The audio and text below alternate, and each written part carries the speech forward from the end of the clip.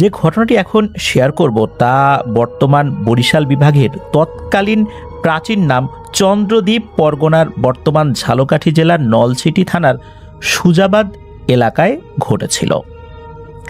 একটি রোমহর্ষক এবং বিভীষিকাময় ঘটনা। ঘটনার সময়কাল 1819 সালের শুরুর দিকের। তৎকালীন মগ জলদস্যুদের আক্রমণ ও তাদের দমন করতে সুবেদার শাহ সুজা বর্তমান সুজাবাদে কেল্লা নির্মাণ করেছিলেন। মগদের সাথে যুদ্ধে যারা শহীদ হয়েছিলেন তাদের পরিবারকে শাহ সুজা তাদের লাখেরাজ সম্পত্তি দান করেন। আসমান সিং একজন নামকরা ব্যক্তি। এই আসমান সিং এর পূর্বপুরুষ সুজাবাদ গ্রামটি লাখেরাজ সম্পত্তি হিসাবে বহু আগে লাভ করেছিলেন এবং তারা প্রবল ক্ষমতার সাথে তাদের অঞ্চল শাসন করেন। তাদের পূর্বপুরুষ রাজপুত সৈন্য ছিল। অর্থাৎ যখন সুবেদার শাহ সুজা উনি যখন মগ জলদস্যুদেরকে বিতাড়ন করতেন, তখন যারা শহীদ হতেন সেই যুদ্ধে তাদেরকে উনি বিভিন্ন পরগনা লিখে দিতেন। ছোট ছোট পরগনা, বিশাল বড় বড় গ্রাম, বিশাল বড় বড় এলাকা, তাদের পরিবার যেন ভালো মতো জীবনযাপন করতে পারে। আর শহীদদের জন্য তার এই ত্যাগ এবং তার এই বিষয়গুলো যখন অন্যরা দেখতেন, তারাও প্রবল সাহসিকতার সাথে তারা মগ জলদস্যুদের বিরুদ্ধে সুবেদার শাহ সুজার অধীনে থেকে যুদ্ধ করার জন্য উৎসাহীও হতেন। এটা তো এই 1819 সালের অনেক আগের কথা বলছি, কিন্তু ঘটনা শুরু 1819 সালের দিকে এই আসমান সিংকে কেন্দ্র করে। এবার আসি সেই 1819 সালের ওই সময়। এই আসমান সিং এর সাথে পরিচয় হয় পার্শ্ববর্তী এলাকার লোকমান সিং এর কন্যার রায় দুর্গার সাথে। এই আসমান সিং এবং লোকমান সিং দুজনের নাম মুসলিম বলে মনে হলেও এনারা দুজনেই কিন্তু হিন্দু ধর্মাবলম্বী ছিলেন। এই রায় দুর্গার সাথে তার পরিচয় হয়। পরিচয় থেকে পরিণয়ের পর বিবাহ সম্পন্ন হয়। তাদের ঘরে একে একে জন্ম নেয় 2 সন্তান। প্রথম সন্তানের নাম তারামণি, পরবর্তী সন্তানের নাম সীতা। এভাবেই অসাধারণ সুন্দরভাবে অতিবাহিত হতে থাকে তাদের সংসার। তবে ধীরে ধীরে আসমান সিং এর আর্থিক অবস্থার বেশ অবনতি হতে থাকলে আসমান সিং সিদ্ধান্ত নেয় তার পূর্ব পরিচিত একজন ইংরেজ ব্যবসায়ীর সাথে শেয়ারে ব্যবসা শুরু করবেন। তবে সেই ইংরেজ ব্যবসায়ী আসমান সিং এর এই প্রস্তাব প্রত্যাখ্যান করেন। তিনি বলেন, তোমাকে আগে আমি পরখ করতে চাই যে তুমি আমার পার্টনার হিসাবে ভালো করবা কি করবা না। তার জন্য তোমাকে একটি কাজ করতে হবে। আসমান সিং বলেন, কি কাজ? তখন সেই ইংরেজ ব্যবসায়ী বলেন যে ইংরেজ ব্যবসায়ীর অধীনে একজন উচ্চপদস্থ কর্মচারী হিসাবে আসমান সিংকে উনি নিয়োগ দেবেন। তারপর তার কাজ যদি ভালো হয়, যদি নিজেকে প্রমাণ করতে পারেন আসমান সিং, তাহলে সেই ব্যবসার একজন পার্টনার হিসাবে সেই ইংরেজ ব্যবসায়ী অন্তর্ভুক্ত করবেন।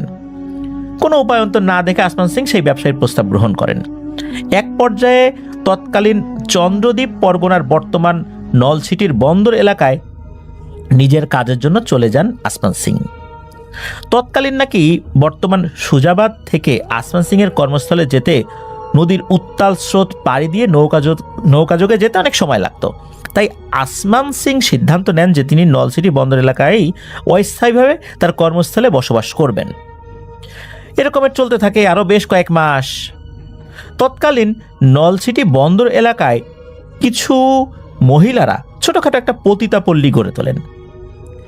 এই আসমান সিং এর সাথে এরকমই এক পতিতার পরিচয় হয়। আর আসমান সিং ওই পতিতার মোহে পড়ে সুজাবাদে তার স্ত্রী দুর্গারানী এবং তার 2 কন্যার প্রতি একরকম বেখেয়াল হয়ে যান এবং বেশ কয়েক মাস উনি বাড়িতে আসেননি। এদিকে কি হয়েছে, দীর্ঘদিন স্বামী আসমান সিং বাড়িতে না আসার সুযোগে পার্শ্ববর্তী গ্রাম আমিরাবাদের একজন মুসলিম ব্যবসায়ী, তার নাম হচ্ছে খোদা নেওয়াজ খা, তার সাথে আসমান সিং এর স্ত্রী দুর্গা রানীর প্রণয় ঘটে। পরকীয়া প্রণয় আর কি। খোদা নেওয়াজ খার পূর্বপুরুষ শাহ সুজার সৈন্য ছিল। দুর্গা রানী রায় ও খোদা নেওয়াজ শাহের অবৈধ পরকীয়ার ঘটনা গ্রাম্য এক চৌকিদারের মাধ্যমে আসমান সিং জেনে যায়। ওই চৌকিদার আসমান সিংকে চিঠির মাধ্যমে এই বিষয়টা জানায়। মুসলিম যুবকের সাথে তার স্ত্রী পরকীয়া করছে ঘটনা শুনে আসমান সিংয়ের মাথায় রক্ত উঠে যায়।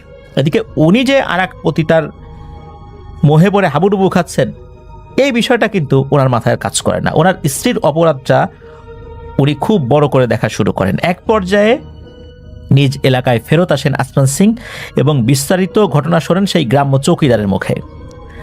আসমান সিং অগ্নিমূর্তি ধারণ করে খোলা তরবারি নিয়ে রাতের বেলা বাড়িতে চলে আসেন। দুর্ভাগ্যজনকভাবে ওই সময় ওই খোদা নেওয়াজ এই রায় দুর্গার ঘরেই অবস্থান করছিলেন। এমন সময় আসমান সিং তো চলে আসছেন। এই দুর্গার সহযোগিতায় খোদা নেওয়াজ শাহ ঘরের পেছনের দরজা দিয়ে জঙ্গল দিয়ে পালিয়ে যান। আসমান সিং যখন ঘরের দরজা ভেঙে ভেতরে প্রবেশ করেছেন, তখন তার স্ত্রী দুর্গা রানী দেখলেন যে আসমান সিং খোলা তরবারি হাতে তার দিকে এগিয়ে আসছেন। এদিকে তার শিশুকন্যা সীতা, সে বিছানায় শুয়েছিল। বাঁচার জন্য সে সীতাকে সামনের দিকে তুলে ধরে, যাতে করে আসমান সিং তরবারি নিয়ে ওখানেই থেমে যায়। কন্যার ভালোবাসায় সেজন্য থেমে যায়। কিন্তু আসমান সিং এতটাই ক্ষিপ্ত হন যে উনি ওই তরবারি দিয়ে দুর্গা রানীকে আঘাত করেন। এত জোরে আঘাত করেন যে দুর্গা রানীর কোলে থাকা সেই শিশুটি তরবারির আঘাতে দ্বিখণ্ডিত হয়ে যায়। আসমান সিং শিশুটির এই অবস্থা দেখে হিতাহিত জ্ঞান হারিয়ে ফেলেন। তৎকালীন এই যে সময়টা ছিল, তখন তো ব্রিটিশ সরকারের বিভিন্ন কর্মকর্তারা জজ হিসাবে নিয়োগ পেতেন অধিকাংশ সময় আর কি। একদম শেষ দিকে এসে যদিও বা বাঙালিদেরকেও জজ হিসাবে নিয়োগ দেওয়া হতো, তো ওই সময়ে লোকজনও ওখানে চলে আসে। স্ত্রী দুর্গা রানী এবং ওই খোদা নেওয়াজ শাহের সহযোগিতায় ব্রিটিশ পুলিশ আসমান সিংকে গ্রেপ্তার করেন। মামলা মোকদ্দমা চলার একটা পর্যায়ে আসমান সিংয়ের ফাঁসির হুকুম দেয় তৎকালীন ব্রিটিশ সরকার। আসমান সিংয়ের পুরো ঘটনা এবং তার ফাঁসির রায়ের বিষয়ে চিঠি লেখেন তারই সহোদর ভাই কলকাতা হাইকোর্টের তৎকালীন জজ ফটিক সিংকে। তিনি পুরো ঘটনা শুনে আপিল করেন। আপিলে তার ফাঁসির রায় বাতিল হয়ে যায়। জজ ফটিক সিং ফাঁসির আদেশ বাতিল হওয়ার চিঠি নিয়ে রওনা হন তৎকালীন চন্দ্রদ্বীপের নলছিটির সুজাবাদের উদ্দেশ্যে। এক পর্যায়ে তিনি নলছিটি বন্দর এলাকায় পৌঁছালে খোদা নেওয়াজ শাহ ষড়যন্ত্র এবং চক্রান্ত করে, খুব ভয়ঙ্কর একটা চক্রান্ত। তিনি এই পাটনি, যারা মূলত এই খেয়া পারাপার করে, তাদের সহযোগিতায় এই খেয়া পারাপার বন্ধ করে রাখেন।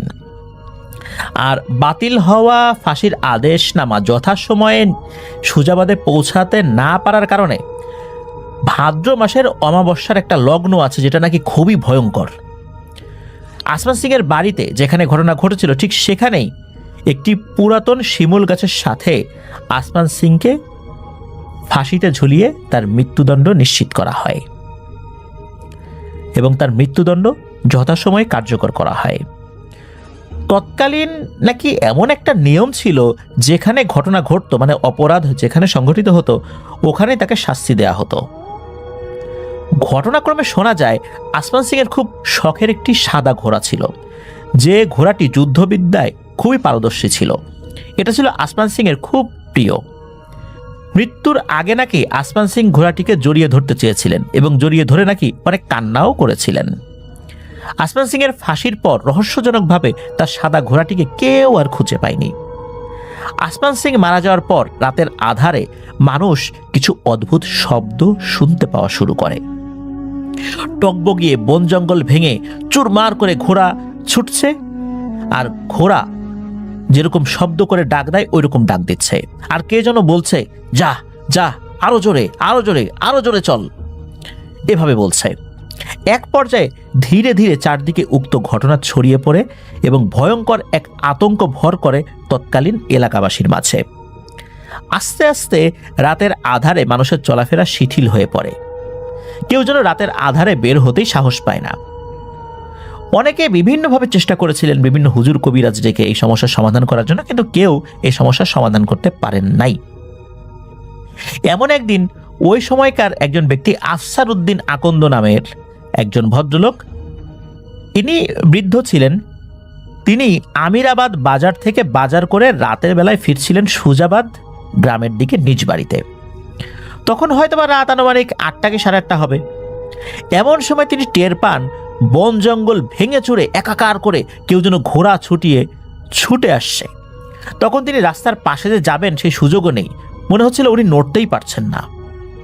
তার সামনে দিয়ে প্রবল বেগে ছুটে আসছে আসমান সিং ঘোড়ার পিঠে বসে, আর ঘোড়ার পিঠে বসা আসমান সিং এর হাতে খোলা তরবারি। আসমান সিং এর এমন ভয়ঙ্কর রূপ দেখে তিনি হতবাক হয়ে প্রবল আতঙ্কে জ্ঞান হারিয়ে ফেলেন। পরের দিন লোকজন তাকে উদ্ধার করে বাড়িতে পৌঁছে দেয়। ধীরে ধীরে উনি পুরো ঘটনা খুলে বললেও উনি এতটাই ভয় পেয়েছিলেন যে এই ভয়ের কারণে উনি মৃত্যুবরণ করেন। কলিমুদ্দিন নামক এক ব্যক্তি ছিলেন, তিনি পেশাগতভাবে মাঝি ছিলেন, যার বাড়ি ছিল নলছিটির 60 পাকিয়া গ্রামে। তিনি নৌকা যোগে আসমান সিং এর বাড়ির পাশ দিয়ে যাচ্ছিলেন। কোনো এক রাত্রে তখন তিনি হঠাৎ করে প্রচণ্ড শব্দ শুনতে পান, যেন নদীর চর দিয়ে ভয়ানক আকারের একটি সাদা ঘোড়া আর তার পিঠে বসা এক সওয়ারি হাতে খোলা তরবারি নিয়ে নদীর বুকে চড়ে থাকা পানির উপর দিয়ে টক বগিয়ে ঘোড়া ছুটিয়ে যাচ্ছে। এমন ভয়ঙ্কর দৃশ্য দেখে তিনি নৌকার উপর মুহূর্তেই জ্ঞান হারিয়ে ফেলেন। তবে তার ভাগ্য ভালো যে তার সাথে আরও কিছু লোকজন ছিল নৌকার মাঝে, তারাও এটা দেখেছিলেন। শেষ যাত্রায় তিনি বেঁচে গেলেও চিরদিনের মতো তিনি কর্মক্ষমতা হারিয়ে ফেলেন। এভাবে চলতে থাকে মাস, বছর, যুগের পর যুগ।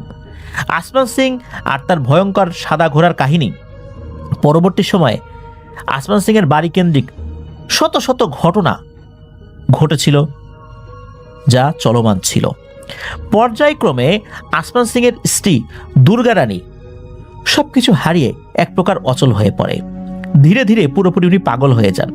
এক পর্যায়ে ভিক্ষাবৃত্তি করে জীবনযাপন করতে থাকেন। যতটুকু জানা যায়, আসমান সিং এর একমাত্র জীবিত কন্যা তারামণি সিংকে আসমান সিং এর ফাঁসির পর তার বিচারক ভাই ফটিক সিং সাথে করে কলকাতায় নিয়ে যান। কথিত আছে এমন কোনো সাহসী মানুষ ছিল না যখন আসমান সিং ও তার ঘোড়া রাতে চলাচল করত আর তার সামনে গিয়ে দাঁড়াতো। এমন সাহসী মানুষ খুঁজেই পাওয়া যেত না। পরবর্তী সময়ে 1980 সাল পর্যন্ত আমিরাবাদ থেকে সুজাবাদ ও রায়াপুর স্কুলের দক্ষিণ দিকে স্লুইস গেট বেরিবাদ পর্যন্ত সরব উপস্থিতি ছিল আসমান সিং ও তার ঘোড়ার। ফিরোজ আঙ্কেল যেমনটি বলেছেন, উনি একজন ভদ্রলোক যিনি আবির ভাইকে এই বিষয়ে বলেছেন। তো তার সমসাময়িক বন্ধুবান্ধবরা খুব ডানপিটে ছিলেন। তারা অধিকাংশ সময় তাদের কাচারি ঘরে ঘুমাতেন। সম্ভবত ভাদ্র মাসের দিন ধপাস ধপাস তাল পড়ছে এমন একটা সময়, কারণ ভাদ্র মাসে তো তাল পাকে। রাত তখন প্রায় আনুমানিক 1টা। হঠাৎ ঝনঝন ঝনঝন, টকবক টকবক, যা যা আরো জোরে চল, আরো জোরে চল, ছোট আমার সাদা ঘোড়া, ছোট আমার প্রিয় ঘোড়া, এরকম শব্দ করতে করতে সামনের দরজা দিয়ে কে যেন ধেয়ে আসছে।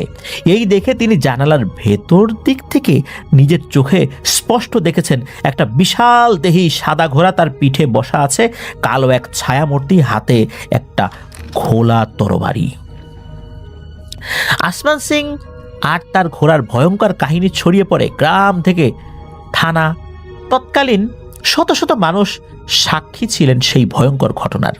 এক পর্যায়ে এই আসমান সিং আর ঘোড়ার যাত্রা শুরু হয়। পার্শ্ববর্তী আমিরাবাদ 60 পাকিয়া থেকে রায়াপুর দক্ষিণের স্লুইস গেট নদীর পার, তারপর বেরিবাদ হয়ে আবার সেই সুজাবাদের আসমান সিং এর বাড়ির নদীর পাড়ের ফাঁসির স্থান সেই শিমুল গাছ পর্যন্ত। এভাবে তার চলাফেরার পরিধিটা আরো বড় হয়।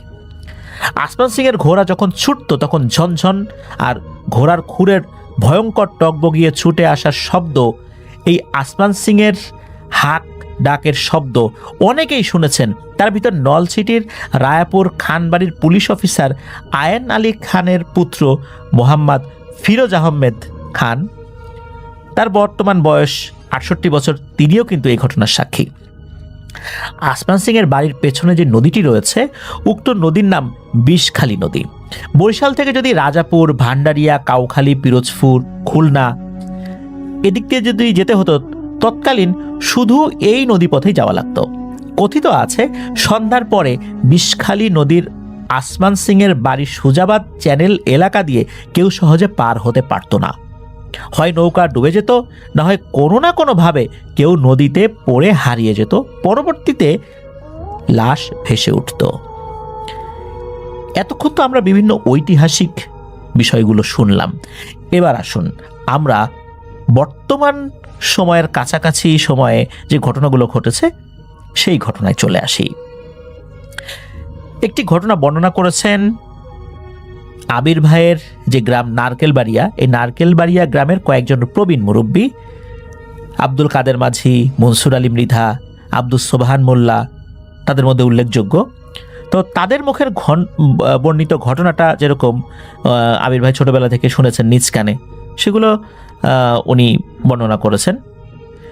আসমান সিংয়ের বাড়ির ভয়ঙ্কর ঘটনার কথা কিন্তু আবির ভাই ওনার প্রয়াত মায়ের মুখেও শুনেছেন একাধিকবার। একটি লাশ কেন্দ্রিক ঘটনা বর্ণনা করেছেন আব্দুস সোবহান মোল্লা, যিনি 12-13 বছর আগে মারা গিয়েছিলেন। ঘটনার সময়কাল 1983 কি 84 সাল। তিনি যেমনটি বলেছেন যে তার স্ত্রীর কয়েকজন আত্মীয় স্বজন, তারপর তার স্ত্রীর একজন বড় ভাই, নাম হলো আব্দুল মান্নাফ, যাদের বাড়ি ছিল রাজাপুর বাদুরতলা নামক স্থানে, তিনি হঠাৎ করে কলেরায় আক্রান্ত হয়ে প্রচুর অসুস্থ হয়ে পড়েন। এই খবর পেয়ে এই সোবহান মোল্লা তার স্ত্রীকে নিয়ে আব্দুল কাদের মাঝির ছাউনিওয়ালা নৌকা, যেটাকে ওই সময় ওনাদের এলাকায় কেয়ারের নৌকা বলতো, ভাড়া করে, ওই নৌকাটা ভাড়া করে উনি শ্বশুর বাড়িতে যান। এক পর্যায়ে দুপুরের দিকে তিনি পৌঁছে দেখেন তার শ্যালকের অবস্থা খুব গুরুতর। তখন সিদ্ধান্ত নেন যে বরিশাল শেরে বাংলা মেডিকেলে নিয়ে যাবেন। তখন সকলেই সহমত পোষণ করেন। এক পর্যায়ে সোবহান মোল্লা ও তার অপর এক শ্যালক সহ আব্দুল মান্নাফকে কাদের মাঝির নৌকা যোগে বরিশাল শেরে বাংলা মেডিকেলে নিয়ে যেতে সক্ষম হন। তবে সন্ধ্যা হয়ে যায়। মেডিকেলে নিয়ে যাওয়ার কিছুক্ষণ পর ডাক্তার আব্দুল মান্নাফকে মৃত বলে ঘোষণা করেন। তখন কিন্তু রাত হয়ে গিয়েছে, তবে গভীর রাত বিষয়টা এরকম না, সন্ধ্যার ঠিক পরপরই যেরকম রাত হয়, এশার একটু আগে, এশার আজানের একটু আগে, ওই রকম সর্বোচ্চ 7টা কি 7:30 বাজে এরকম আর কি সময়। তো এই সময় আব্দুস সোবহান মোল্লা, ওনার যে অপর শ্যালক, তিনি তো তার ভাইয়ের মৃত্যুতে অনেক কান্নাকাটি করছেন। তখন আব্দুস সোবহান মোল্লা বলে যে এখন কান্নাকাটি করে কি হবে, ধৈর্য ধরো, লাশ তো বাড়িতে নিয়ে যেতে হবে। তখন এই আব্দুল কাদের মাঝি বলেন, এখন কি লাশটা নিয়ে যাওয়া ঠিক হবে? আব্দুস সোবহান মোল্লা ছিলেন খুবই সাহসী এবং একরোখা স্বভাবের, আর বদমেজাজি মানুষও ছিলেন বটে। তিনি বলেন যে এখনই লাশ নিয়ে যাব, কিসের ভয়, কোনো ভয় নাই, চলো আল্লাহর নাম নিয়ে। এক পর্যায়ে তারা রওনা হন লাশ নিয়ে সোবহান মোল্লার শ্বশুরবাড়ি বাদুরতলা এলাকার উদ্দেশ্যে। নৌকার মোট 3 জন সদস্য আর একটা লাশ। এক পর্যায়ে নৌকা চলতে চলতে আসমান সিংয়ের সুজাবাদের বাড়ির ঠিক পেছন পর্যন্ত যখনই আসছে, তখন কেমন যেন নৌকা আস্তে আস্তে একে একে পাড়ে ভিড়ে যায়। আব্দুল কাদের মাঝি এবং নৌকার সামনে বসা সোবহান মোল্লা শত চেষ্টা করেও নৌকাটা ঠিকভাবে চালাতে পারছিল না, একা একাই পাড়ে ভিড়ে যায়। তাদের অনিচ্ছা সত্ত্বেও নৌকা পাড়ে ভিড়ে যায়। আসলে ওটাই কিন্তু সেই ভয়ঙ্কর জায়গা আসমান সিংয়ের বাড়ি, যেখানে নৌকাটা একা একে পাড়ে ভিড়ে গিয়েছিল। আব্দুল কাদের মাঝি দেখেন হঠাৎ করে লাশটি উঠে বসে পড়ে এবং বলতে থাকে, এই আমাকে নামিয়ে দে এখানে। তখন আব্দুল কাদের মাঝি প্রচণ্ড জোরে চিৎকার দিয়ে জ্ঞান হারিয়ে ওই নৌকাতেই লুটিয়ে পড়েন। পেছন থেকে চিৎকার শুনে আব্দুস সোবহান মোল্লা ফিরে তাকায় এবং উনি ভরা জ্যোৎস্নার আলোয় দেখতে পান তার শ্যালকের মৃতদেহ উঠে বসে পড়ছে এবং বলছে, এই আমাকে এখানে নামিয়ে দে। সোবহান মোল্লা তো যা বোঝার বুঝে ফেলেন। তিনি দেরি না করে তার হাতে থাকা বৈঠা দিয়ে উপর্যুপরি আঘাত করতে থাকেন ওই লাশের উপরে। অনেকগুলো আঘাত করার পর ওই লাশটি আবার পড়ে যায় বলতে লাশের পূর্বের অবস্থায় চলে যায়। এ সময় সোবহান মোল্লা কিন্তু প্রচণ্ড ভয় পান, যদিও বা উনি খুবই সাহসী মানুষ ছিলেন। তবে উনি সাহস না হারিয়ে পরিস্থিতি সামলে নেওয়ার চেষ্টা করেন। এক পর্যায়ে সোবহান মোল্লা কাদের মাঝির মাথায় পানির ঝাপটা দিলে তারও জ্ঞান ফেরত আসে। পরবর্তী সময়ে তারা আবারও রওনা হন। তখন সোবহান মোল্লা বলেন যে তার ছোট শ্যালককে উনি বলেন যে তুই মাঝির সাথে বস, যা কিছু হয়ে যাক ভয় পাবি না, আর যদি কেউ ভয় পাস তাহলে কিন্তু আমরা কেউই বাঁচবো না, আমরাও লাশ হয়ে যাব এই লাশের সাথে। এরপর তারা যতটুকু দোয়া দুরুদ জানতেন তাই পড়া শুরু করে রাত প্রায় 1:45টার দিকে লাশ নিয়ে আল্লাহর রহমতে সহি সালামতে বাড়িতে ফেরত আসতে সক্ষম হন। তখন আত্মীয় স্বজনরা নৌকা থেকে লাশ উঠিয়ে নিয়ে যায় এবং কাদের মাঝি সহ সোবান মোল্লা সহ সবাই হাত মুখ ধুয়ে ঘরে ঢোকেন। পরের দিন সোবান মোল্লা বলেন যে উনি দেখেছিলেন যে অনেক বড় বড় বিশাল দেহী শেয়াল নৌকার পাশে পাশে দৌড়াচ্ছিল, কিন্তু উনি কাউকে কিছু বলেন নাই, অন্যরা অবশ্য এটা দেখে নাই, কিন্তু উনি এটা দেখেছিলেন। তখন উনি নাকি বুঝতে পেরেছিলেন এগুলো কোনো সাধারণ শেয়াল নয়, এগুলো লাশ খেয়ে খুব ভয়ঙ্কর পিশাচ। যদি একবার নৌকায় উঠতে পারত তাহলে লাশের পাশাপাশি ওনাদেরকেও খেয়ে ফেলত। তাই সোবান মোল্লা ভয় না পেয়ে শক্ত হাতে প্রতিকার করতে চেয়েছিলেন। আশ্চর্যজনকভাবে কাদের মাঝি ও সোবান মোল্লা ধীরে ধীরে বেশ অসুস্থ হয়ে পড়েন। তবে দীর্ঘদিন চিকিৎসা নিয়ে আল্লাহর রহমতে পরবর্তীতে তারা সুস্থ হয়েছিলেন। এলাকার প্রবীণ মুরব্বীরা বলতেন যে সহজে কেউ আসমান সিং এর বাড়ির পাশের নদী দিয়ে লাশ নিয়ে নাকি আসতো না, তাহলে ভয়ঙ্কর বিপদ হতো। লাশ নিয়ে আসলে আসমান সিং এর বাড়ির সামনে আসা মাত্র লাশের নৌকা হয় ডুবে যেত, নতুবা নৌকা টেনে ধরত অদৃশ্য কোনো শক্তি। কালের বিবর্তনে আসমান সিং এখন এক ইতিহাস, কিন্তু আসলে কি ইতিহাস? ওই নদীটার নাম বিষখালী নদী। ওই নদীতে এখনো নাকি ভয়ঙ্কর ঘটনা ঘটে। আসমান সিং এর এই ঘটনা নিয়ে কিন্তু বহু বছর পুঁথি পাঠ হতো। পুঁথি গান আমরা অনেকে শুনেছি, একটা বিশেষ সুর করে এই পুঁথি পাঠ করা হয়। তো এরকম পুঁথি পাঠ কিন্তু আসমান সিং, দুর্গা রানী, তারপর এই দুর্গা রানীর যিনি পরকীয়া প্রেমিক, তারপর আসমান সিং কিভাবে পতিতার প্রেমে মজে গিয়েছিলেন, তারপর এই ভয়ঙ্কর ঘটনা সবকিছু পুঁথি আকারে বহু বছর নাকি বিভিন্ন এলাকায় পঠিত হয়েছে। শুধু যে বরিশাল এলাকায় পঠিত হয়েছে বিষয়টা এরকম না, বাংলাদেশের পুঁথি সাহিত্যেও এই আসমান সিং এর ঘটনা নাকি রয়েছে। আসমান সিং এর যে বাড়ি, এই বাড়ির আশেপাশে এখনো নাকি কোনো বাড়িঘর সেভাবে হয়নি। মানুষ এখনো মাঝে মাঝেই নাকি ভয় পায়, এখনো নাকি আসমান সিংকে দেখা যায়। বিশাল দেহি একটা সাদা ঘোড়ার উপরে খোলা তরবারি হাতে আসমান সিং টকবগিয়ে ছুটে আসছে, আর ঘোড়াকে বলছে, যা ছুটে চল আমার প্রিয় ঘোড়া, ছুটে চল, আরো জোরে আরো জোরে। এরকম বলতে বলতে আসমান সিং ছুটে যায়। আসমান সিং এর যেই মেয়ে তো তার চাচার কাছে বড় হয়েছে, তার কি হয়েছে পরবর্তীতে জানা যায় না। আর আসমান সিং এর আর একটা মেয়ে, সে তো আসমান সিং এর হাতেই মারা গিয়েছে। আর আসমান সিং এর স্ত্রী দুর্গা রানীর সেই পরকীয়া প্রেমিকের কি হয়েছিল এটাও ওভাবে জানা যায় না। তারা কিভাবে নৌকা চলাচল বন্ধ করে দিয়ে এই ঘটনাটি ঘটিয়েছিল, আসমান সিং তিনি মারা যান। আর একটা ব্যাপার, সেটা হচ্ছে আসমান সিং যখন মারা যায় তখন ছিল ভাদ্র মাসের অমাবস্যা তিথি। অনেকেই বলে থাকেন, বিশেষ করে যারা তান্ত্রিক কবিরাজ, তারা বলে থাকেন এই ভাদ্র মাসের অমাবস্যা তিথিতে যদি কেউ অপঘাতে মারা যায় বা অস্বাভাবিক মৃত্যু হয় বা গলায় ফাঁস দিয়ে মারা যায় বা কাউকে মারা হয়, ওই সময়ে ওখানে যদি পিশাচ শ্রেণীর জিন থাকে সে নাকি ভয়ঙ্কর শক্তিশালী হয়ে যায়, সে ব্রহ্মদৈত্য হয়ে যায়। কথিত আছে এইভাবে যদি কেউ ব্রহ্মদৈত্য হয়ে যায় তাহলে তার বিনাশ করা খুবই কঠিন, সে অত্যন্ত শক্তিশালী হয়ে যায় এবং সে লাশ খেকো পিশাচ হয়ে যায় এবং তাকে কখনোই দমানো যায় না। তাকে যেই দেখবে তারই বড় ধরনের কোনো ক্ষতি হয়ে যাবে। আসমান সিং এর ঘোড়াটার আসলে কি হয়েছিল এটা জানা যায় না। ওই ঘোড়াটিকে কেউ জীবিত দেখেনি, কিন্তু আসমান সিং এর মৃত্যুর পর থেকে এরকম ঘটনা ঘটে। অনেকেই বলেন ওই সময় কোনো একটা পিশাচ ওখানে ছিল সেই গাছের কাছে, সেই হয়তোবা এরকম ভয়ঙ্কর শক্তিশালী হয়ে আসমান সিং হয়ে ঘুরে বেড়াচ্ছে আজও।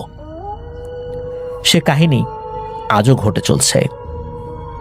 প্রিয় লিসেনার্স, এনামুল হক আবির ভাই এই বিষয়ে বিভিন্ন ধরনের তন্ত্রবিদ্যায় পারদর্শী যারা আছেন, ওনার পরিচিত যাদেরকে উনি চেনেন যে তারা তান্ত্রিক, এনাদের সাথে কথা বলেছিলেন যে ভাদ্র মাসের অমাবস্যা তিথিতে যদি কারো অপঘাতে মৃত্যু হয় তাহলে আসলেই এরকম ঘটনা ঘটে কিনা। তারা বলেছেন হ্যাঁ, ওখানে যদি পিশাচ শ্রেণীর কোনো জিন থাকে তাহলে তারা খুব শক্তিশালী হয়ে যায় এবং তারাই এরকম শক্তিশালী হয়ে মানুষকে ভয় দেখাতে থাকে এবং এদের শক্তি হয়ে যায় অসম্ভব রকমের বেশি, যাদেরকে সহজে দমানোই যায় না, যেটা আসমান সিং এর বেলায় হয়েছিল। প্রিয় লিসেনার্স, এক ঐতিহাসিক সত্য ঘটনা যেটা আজও ঘটে চলছে। ধন্যবাদ জানাচ্ছি এনামুল হক আবির ভাইকে। এমন একটি ঘটনা যা ইতিহাসের পাতায়ও রয়েছে, পুঁথি আকারে রয়েছে, আমাদের পুঁথি সাহিত্যেও আসমান সিং এর ঘটনা রয়েছে।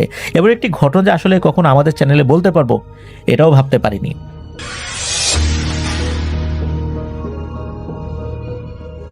তো এই ঘটনাটা ঘটে 2015 সালে রূপা নামে একটা মেয়ের সাথে এবং তার পরিবারের সাথে। রূপা 2010 সালে বিয়ে করেছিল জুয়েলকে। তো ভালোবেসে ওদের বিয়ে করা হয় এবং প্রথম পর্যায়ে ওদের দুই ফ্যামিলি কেউই এই বিয়ের পক্ষে রাজি ছিল না। তো ভালো যখন ওদের জীবনযাপন যাচ্ছিল, ঠিক বিয়ার 2 বছরের মাথায় জুয়েল এবং রূপার মধ্যে বেশ সমস্যা সৃষ্টি হয়। মানে এক কথায় পারিবারিক কলহ, একজন নাকি আরেকজনকে দেখতে পারতো না, প্রায় নাকি ওদের মধ্যে ঝগড়া লেগে থাকতো। একটা পর্যায়ে রূপা এতটাই বিরক্ত হয়ে যায় জুয়েলের প্রতি যে সে ওর নিজের বাড়িতে এসে পড়ে রাগ করে। তো জুয়েল নাকি ওকে বাড়ি থেকে, মানে ওদের জুয়েল রূপাদের বাড়ি থেকে নিয়ে আসার জন্য অনেক চেষ্টা করেছিল। তো রূপা নাকি একবারে বলেছিল যে না, সে আর কখনোই জুয়েলের বাড়িতে যাবে না। তার কিছুদিন পরে জুয়েলের লাশ পাওয়া যায় ওদের বাড়ির ঠিক আশেপাশেই, মানে জুয়েলদের বাড়ির ঠিক আশেপাশেই। অনেকেই মনে করে হয়তো রূপা কাউকে দিয়ে ওকে খুন করিয়েছে, কিন্তু না, আসলে এটা পরে একটা পর্যায়ে প্রমাণ হয় যে না, ও সুইসাইড করেছিল জুয়েল। যাই হোক, এরকম জুয়েল যখন মারাও যায় তখন নাকি জুয়েলের লাশটা পর্যন্ত রূপা দেখতে আসে না, এতটা বিরক্ত ছিল সে। তো এটার বছর খানিক পর রূপার আরেক জায়গায় বিয়ে হয়, কিন্তু বিয়ে হওয়ার পরেও রূপা ওর মায়ের কাছেই থাকতো। তো বিয়ের ঠিক 7 কি 8 দিন পরে রূপার ফ্যামিলিতে প্রথম যে সমস্যাটা হয় সমস্যাটা হয় ওর মায়ের সাথে। তো বলে রাখতেছি আগে দিয়ে যে রূপা কিন্তু ওর হাজবেন্ডের সাথে ওর মায়ের বাড়িতেই থাকতো কোন একটা কারণে, মানে ওই ওর শ্বশুর বাড়িতে থাকতো না। তো যেদিন এই ঘটনাটা ঘটে, এটা ফজরের ঠিক আগ মুহূর্তে রূপার মা, উনি নাকি অজু করতে যাবে, উনি ফজরের নামাজ পড়ে, তো ঠিক তার আগ মুহূর্তে অজু করতে যাবে। তো উনি দেখতেছে তখনও মানে আজান দেয় নাই, ওনার চোখে একটু ঘুম ঘুম ভাব ছিল। উঠানের ঠিক একটা পাশেই ছিল ওনাদের ওয়াশরুমটা। উনি যখন ওয়াশরুমে ঢুকতে যাবে, উনি হঠাৎ করে দেখতেছে যে ওনার চুলটা পিছন দিয়ে হ্যাঁচকা টান দিতেছে কে যেন, এবং উনি এতটাই ব্যথা পায় পিছিয়ে দেখতেছে যে ওনার মেয়ে রূপা। এবং এটা দেখে উনি চিৎকার দিয়ে বলতেছে যে মা, তুই এত রাতে আমার চুল টান দিলি কেন? এটা বলতেই নাকি রূপা ওনার মায়ের, মানে রূপার মায়ের নাকি হাতে কামড় দিছে। এবং রূপার মা নাকি এত জোরে চিৎকার দিছে যে তখন নাকি হঠাৎ করে, মানে উনি কিছু বলতে পারতেছে না কি হচ্ছে। এমন সময় নাকি ফজরের আজান দিবে এবং রূপা নাকি দৌড় দিয়ে চলে যায়, এবং রূপার মাও দৌড় দিয়ে ঘরের মধ্যে এসে পড়ে, এবং এসে উনি জোরে জোরে চিৎকার করে কাঁদতেছে। ওনার কান্না শুনে রূপা এবং রূপার হাজবেন্ড পাশের রুম থেকে এসে পড়ে, এবং ওনাদের অন্যান্য আশেপাশে যারা ছিল ওরাও এসে পড়ে এবং বলতেছে মা, কি হয়েছে? উনি নাকি জোরে জোরে কাঁদতেছে, বলতেছে রূপা, তুই এটা আমার কি করলে? আমার হাতে কামড়ালি কেন মা? আমার চুল টানলি কেন মা? এটা বলতেই নাকি সঙ্গে সঙ্গে উনি সেন্সলেস হয়ে যায়। সবাই ভাবে হয়তো বা খারাপ কিছু দেখছে উনি, এর জন্য ভয় পেয়ে কাজটা মানে এরকম হয়েছে ওনার। তো কিছুক্ষণ পর যখন ফজরের জামাত শেষ হয় তখন মসজিদ থেকে হুজুর নিয়ে আসা হয়, এবং রূপার মাকে, মানে রূপার মাকে উদ্দেশ্য করে ওই ঝাড়ফুঁক দেওয়া হয়। সে হুজুর ঝাড়ফুঁক দেন এবং হুজুর বলতেছে হয়তো খারাপ কিছু দেখছে, কোনো সমস্যা নেই, ঠিক হয়ে যাবে। এরকম ওই আশা নিয়ে তো সবাই বসে আছে, কিন্তু নাকি দিনের 10টা-11টা বাজে রূপার মায়ের কোনো সেন্স আসে না। শুধু ঘুমের মধ্যে কিছুক্ষণ পর পর নাকি উনি উঠার চেষ্টা করে, উনি সেন্সের যে অবস্থায় যে ঘুমের মধ্যে উঠার চেষ্টা করে, কিন্তু উঠতে পারতেছিল না, আবার নাকি উনি পড়ে যাচ্ছিল। এই হতে হতে নাকি আসরের সময় গিয়ে ওনার সেন্স আসে, এবং উনি খেয়াল করতেছে যে উনি উঠে বসতে পারতেছে, কিন্তু হাঁটার যে ক্ষমতাটা সেটা ওনার নাই। ওনার নাকি প্রায় কোমর থেকে পা পর্যন্ত অবশ হয়ে গেছে। এটা ঘটার পর তো বাসার সবাই একটু ভয় পেয়ে যায়। 2-1টা হুজুর সেদিন আনে, কিন্তু কোনো হুজুরই সেই সমস্যার সমাধান করতে পারে না, বলে হয়তো উনি শারীরিকভাবে একটু অসুস্থ হয়ে গেছে দেখে সমস্যাটা হয়েছে। তো যাই হোক, ওনারা আসলে কয়েকদিন ধরে নাকি বেশ চিকিৎসা করতেছিল, কিন্তু রূপার মার কোনো সমাধান হচ্ছিল না। এদিকে তো রূপার মা অসুস্থ। ঠিক তার 2-1 দিন পরে উনি ঘুমের মধ্যে হঠাৎ করে স্বপ্ন দেখতেছে যে ওনার আগের যে হাজবেন্ড জুয়েল ওনাকে ডাকতেছে এবং বলতেছে যে রূপা, তুমি আমার কাছে এসে পড়ো, তুমি আর ওই বাড়িতে থাইকো না। এই কথা যখন বলতেছে তখন নাকি রূপা হঠাৎ করে ঘুম থেকে উঠে গেছে। সে উঠে দেখতেছে ওর পাশে ওর বর্তমান যে স্বামী সেই শোয়া। তো যাই হোক, এরকম তো রূপা শুয়ে যায়, মানে রূপা শুয়ে যাওয়ার পর আবার সে স্বপ্ন একই দেখতেছে। ওর আগের স্বামী জুয়েল বলতেছে যে তুমি খুব ক্ষতি করলে আমার, তুমি আমাকে বাঁচতে দিলে না ঠিকভাবে। তো রূপা নাকি একটু ঘুম থেকে উঠে সে ভাবতেছে কি ব্যাপার, এতদিন পর আমি জুয়েলকে স্বপ্ন দেখতেছি, এগুলা কেন হইতেছে, আর পর কেন আমি ওকে দুবার স্বপ্ন দেখলাম। তো যাই হোক, এরকম সমস্যা হচ্ছিল। তো একটা হুজুর, বেশ বড় একটা হুজুর ওদের বাসায় আনা হয়। তো সেই হুজুরকে বলা হয় সম্পূর্ণ ঘটনা, যে এরকম আমার মা এরকম অসুস্থ হয়ে গেছে, উনি পায়ের নিচ থেকে এরকম পায়ের নিচটা ওনার প্রায় অবশ্য গেছে, কি করা যায়, কি আসলে খারাপ কিছু ওনাকে ভর করছে নাকি অন্য কিছু হয়েছে, একটু দেখেন না। আর রূপা বলতেছে যে আমিও অনেক সময় উল্টাপাল্টা স্বপ্ন দেখতেছি, এগুলো একটু দেখেন, কি আমাদের বাসায় কোনো কিছু খারাপ কিছু হয়েছে নাকি বা কেউ আসর করছে নাকি। তখন সেই হুজুর বলতেছে যে কোনো কিছু আসর করে নাই, তবে আপনারা মনে হয় কারো ক্ষতি করতে চাইছিলেন, ওইটাকে ওইরকম কেউ মনে হয় আপনাদের সমস্যা করতেছে। এটা বলার পরে সেই বড় হুজুর চলে যায়, এবং সেই বড় হুজুর চলে যাওয়ার সময় সে তসলিম সাহেবের ঠিকানা দিয়ে বলতেছে, দেখেন আমার থেকে আর একজন আধ্যাত্মিক লাইনের একজন মানুষ আছে, ওনার সাথে যোগাযোগ করেন, দেখেন উনি সমস্যা একটা সমাধান করতে পারবে। তো বাসায় যখন এরকম সমস্যা চলতেছিল, তার কয়েকদিন পর নাকি সে তসলিম সাহেবকে খবর দেওয়া হয়, এবং তসলিম সাহেব উনি আসেন। তসলিম সাহেব যখন ওই বাড়ির উদ্দেশ্যে রওনা দিবেন, তখন উনি ওনার বন্ধু জিনকে বলতেছে যে উনি যে জিনকে পালতো সেই জিনকে বলতেছে যে বন্ধু, আমি তো যাচ্ছি একটা সমস্যা নিয়ে, তো একটু বলো না ওই বাসায় কি হইতে পারে, একটু জেনে যাই তোমার থেকে। তখন সে বন্ধু জিন বলতেছে যে তুমি বাসায় যাবা সবই ঠিক আছে, কিন্তু ওই বাসায় যদি কোনো মেয়ে বা কোনো মহিলা যদি তোমাকে কিছু বলে, এটা সহজে বিশ্বাস করবা না, এটাই তোমাকে বলে রাখলাম, তারপর তুমি যা করার করো, নাহলে আমাকে ডাকবা তুমি। তখন তসলিম সাহেব সে বাসায় যায় এবং সবার কাছ থেকে ঘটনাগুলো শুনে যে কি সমস্যা কার কি হচ্ছিল। তো তসলিম সাহেব প্রথমে রূপাকে ডাকে, বলতেছে যে তোমার সাথে আমার কিছু কথা আছে, তো আমি তোমাকে নিয়ে একটু বসবো, আর ওই আশেপাশে একটু খাবার পানি রেখো, একটু পানি রাখতে পারে। তখন একটা জায়নামাজে তসলিম সাহেবের বিপরীতে রূপাকে বসানো হয়, এবং রূপার স্বামী পাশেই ছিল, বর্তমান স্বামী যে ছিল, এবং রূপার মাও খাটের মধ্যে বসা। তো তসলিম সাহেব বলতেছে, রূপাকে দেখেই বলতেছে যে তোমাকে খারাপ কিছু একটা আসর করছে, এবং তোমার মাকেও আসর করছে, এজন্য তোমার মা তো অসুস্থ আছেই, এবং তুমি যে মাঝে মাঝে খারাপ স্বপ্ন দেখো, এবং তোমাকে দেখে বোঝা যাচ্ছে তোমাকে খারাপ কিছু একটা আসর করছে, এবং তুমি বুঝতেছো না যে তোমার শরীরের মধ্যে কি কি সমস্যা আছে, আমি এটা তোমাকে দেখেই বুঝতে পারতেছি। তো তসলিম সাহেব বলে যে ঠিক আছে, সমস্যা না, আমি পুরো ঘরের দরজা জানলা সবকিছু আটকায় দাও, আমি একটা জিন হাজির করব, এটাতে ভয় পাওয়ার কিছু নাই। এবং রূপার হাজবেন্ডকে বলতেছে যে আপনার স্ত্রীর উপর একটা আমি জিন হাজির করবো, তো আপনারা ভয় পাবেন না।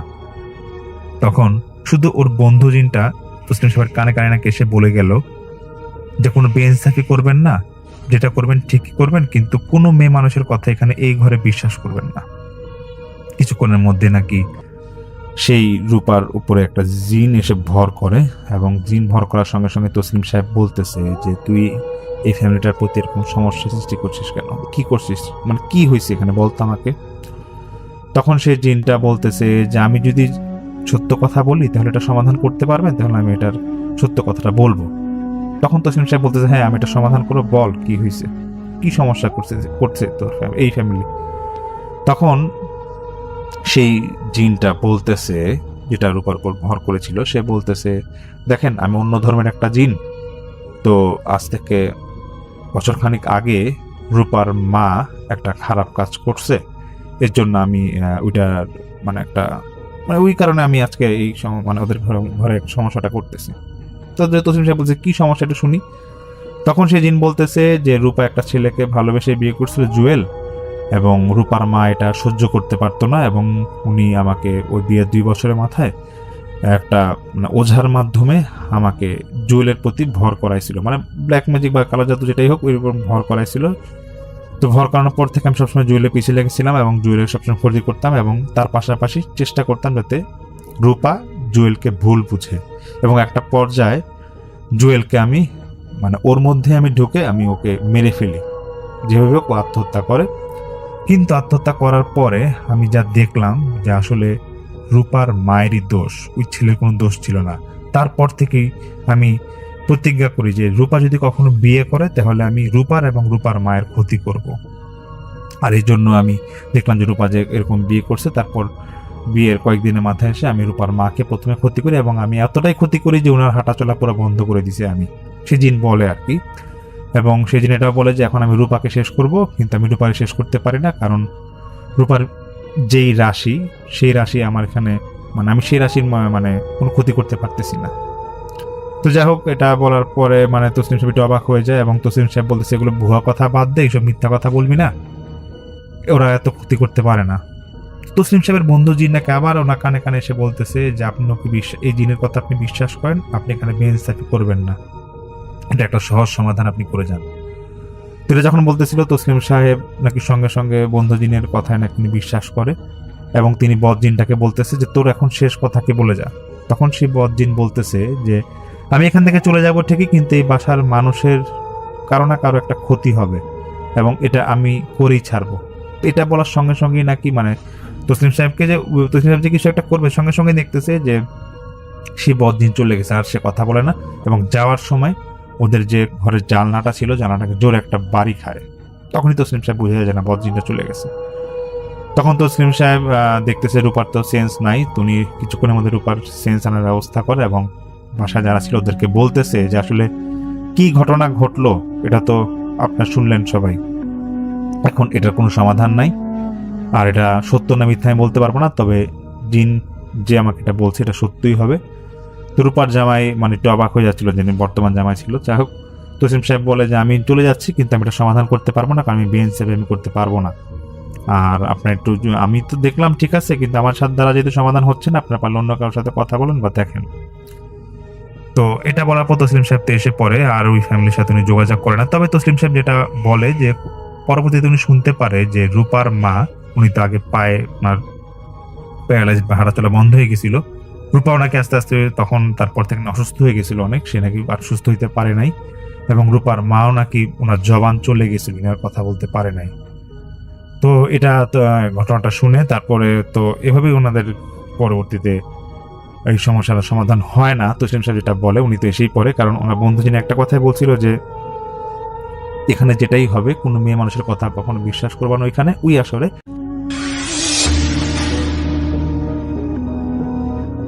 রাইসুল ইসলাম, এবং তিনি ঢাকা শহরের একজন বাসিন্দা।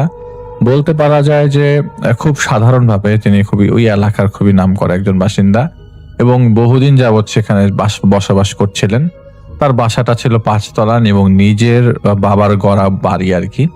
তো সেই 5 তলা তার বাবা করার পরে তার বাবা 1993 সালে মৃত্যুবরণ করেন এবং মৃত্যুবরণ করার পরে তিনি বাড়ির মধ্যে অনেকদিন ছিলেন।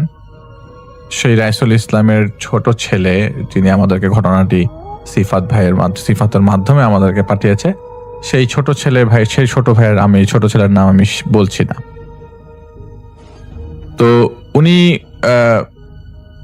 আসলে সত্যি কথা বলতে রাইসুল সাহেব সেই বাসাটা অনেকদিন যাবত, রাইসুল সাহেব তার বাবার একমাত্র এক ছেলে এবং রাইসুল সাহেবের আরো 2 বোন ছিল। তো যাই হোক, ওই বাসাটা ছিল 5 তলা, ছাদের উপরের 5 তলায় থাকতো রাইসুল সাহেব এবং পুরো পরিবার, মানে যে ভাই ঘটনা পাঠিয়েছেন তার পরিবার সম্পূর্ণ 5 তলায় থাকতো পুরো ফ্ল্যাট জুড়ে, এবং ছাদের উপরে তাদের বেশ বড় সড় একটা বাগান ছিল 5 তলা ছাদের উপর, এবং বাগান করার শখ ছিল।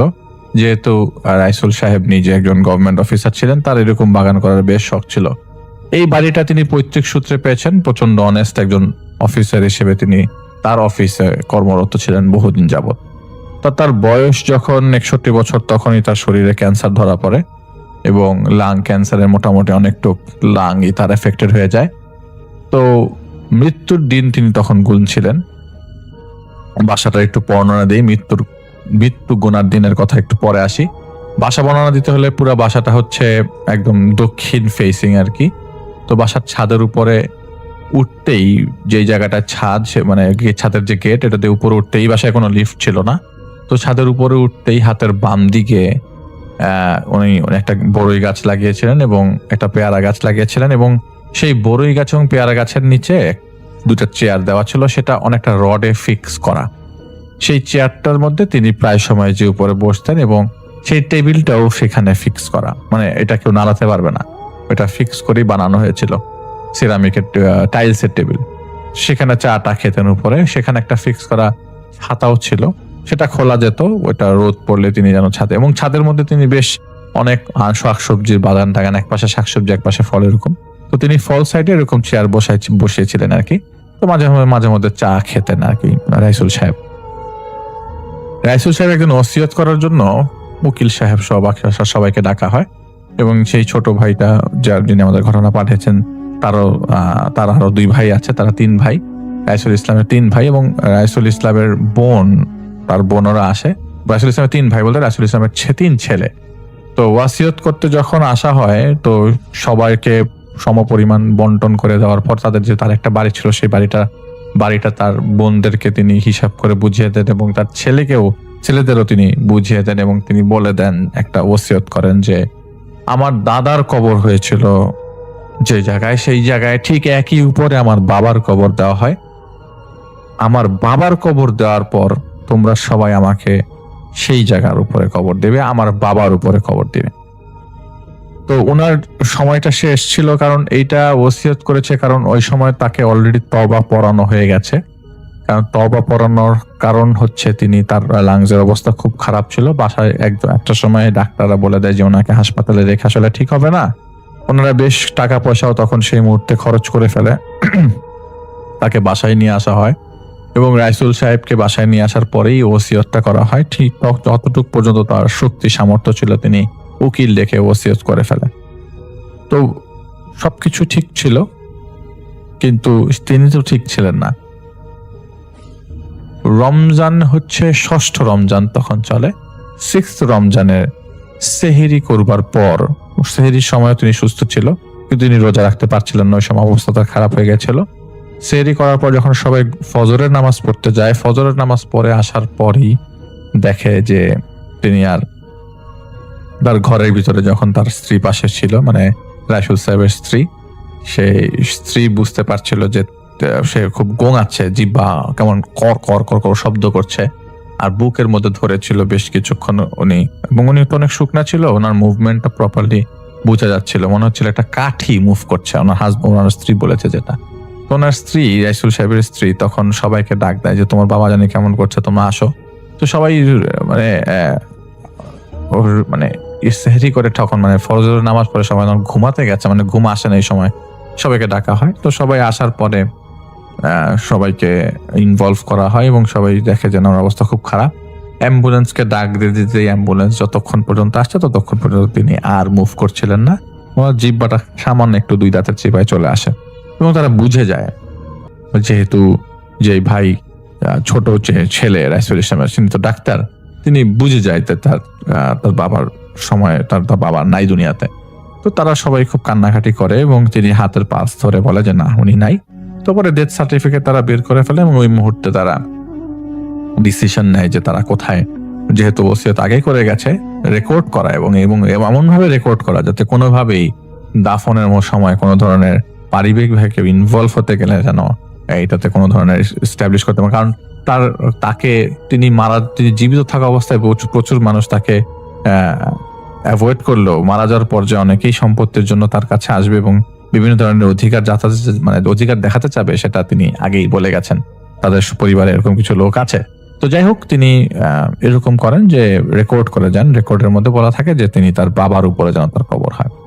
তার তার যিনি আমাদের ঘটনা পাঠিয়েছেন তার বড় বাবার যে কবর, তার দাদার কবর, তার বাবার কবর ঠিক একই জায়গায় একই উপরে হবে। তো তারা লাশের সব ধরনের প্রসিডিউর শেষ করে এবং আপনারা সবাই জানেন যে মোহাম্মদপুরে অবস্থিত যে একটা জায়গা যেখানে লাশ ধোয়ানোর সব ধরনের ব্যবস্থা আছে, তারা 2013 সালে লাশ ওই জায়গায় প্রসেস করানো হয় এবং পড়ানোর পরে তার পারিবারিকভাবে যে গোরস্থান ডিসিশন নেওয়া হয়, সেই গোরস্থানে দুপুর 2টার দিকে ওই যেদিন মারা যান হচ্ছে বাদ জোহর, সেদিন বাদ জোহর শেষ করে তারা রওনা দেন এবং তারা জানেন যে পথিমধ্যে তাদেরকে আসলে রাস্তায় ইফতার করতে হবে, কারণ তাদের বাড়ি ঢাকা থেকে বেশ দূরে এবং সেই সময়টায় আসলে রাস্তাঘাটের ব্যাপক পরিমাণ কাজ চলছিল বিধায় তারা চেষ্টা করেছিল যে যত তাড়াতাড়ি পারে যেতে। তো ফ্রিজিং ভ্যান ছিল সাথে। তো যাই হোক, তারা পৌঁছে যায় তাদের গ্রামের বাড়িতে এবং গ্রামের বাড়িতে পৌঁছানোর পর দেখা যায় যে আগের থেকে কবর খোঁড়া এবং কবর যিনি খুঁড়েছেন তার কাছ থেকে পরবর্তী সময় এরকম জানা যায় যে কবর খোঁড়ার সময় যখন কবর খুঁড়ছিলেন তখন তিনি একটা পর্যায়ে শ্বাস হারিয়ে নিচে অনেকটু গর্ত করে নিচে পড়ে যান। নিচে প্রচুর হাড়গোড় তোলেন এবং সেই হাড়গোড়গুলো তারা আলাদা করে টুকরির মধ্যে রেখেছিলেন এবং পারিবারিকভাবে সবার সম্মতি নিয়ে সেই হাড়গুলোকেও পরে নতুন করে পাশের একটি নতুন করে কবর করে দাফন করা হয়। এই হাড়গোড়গুলো তার দাদার এবং বাবার ছিল এবং সেখানে বহু কিছু পাওয়া যায়, যেসব জিনিসগুলো তারা সেই টুকরির ভিতরে করেই দাফন করে ফেলে। কিন্তু কিছু জিনিসের কথা আমি পরবর্তী সময় বলবো। তো যাই হোক, তার বাবাকে যেখানে 3.5 হাতের কবর দেওয়ার কথা ছিল, যেহেতু আগেও 2টা কবর হয়েছে, সেই কারণে অনেক নিচে গর্ত করে মাটি ফেলে একটা সার্টেন পজিশনে, তখন এই কবরটা একদম নতুন এবং ওই কবরের পাশ দিয়েই ওই সেই হাড়গোড়গুলা কিছু থুবড়া করে কিছু জিনিস একবারে স্তূপ করে সে জায়গায় কবর দেওয়া হয়।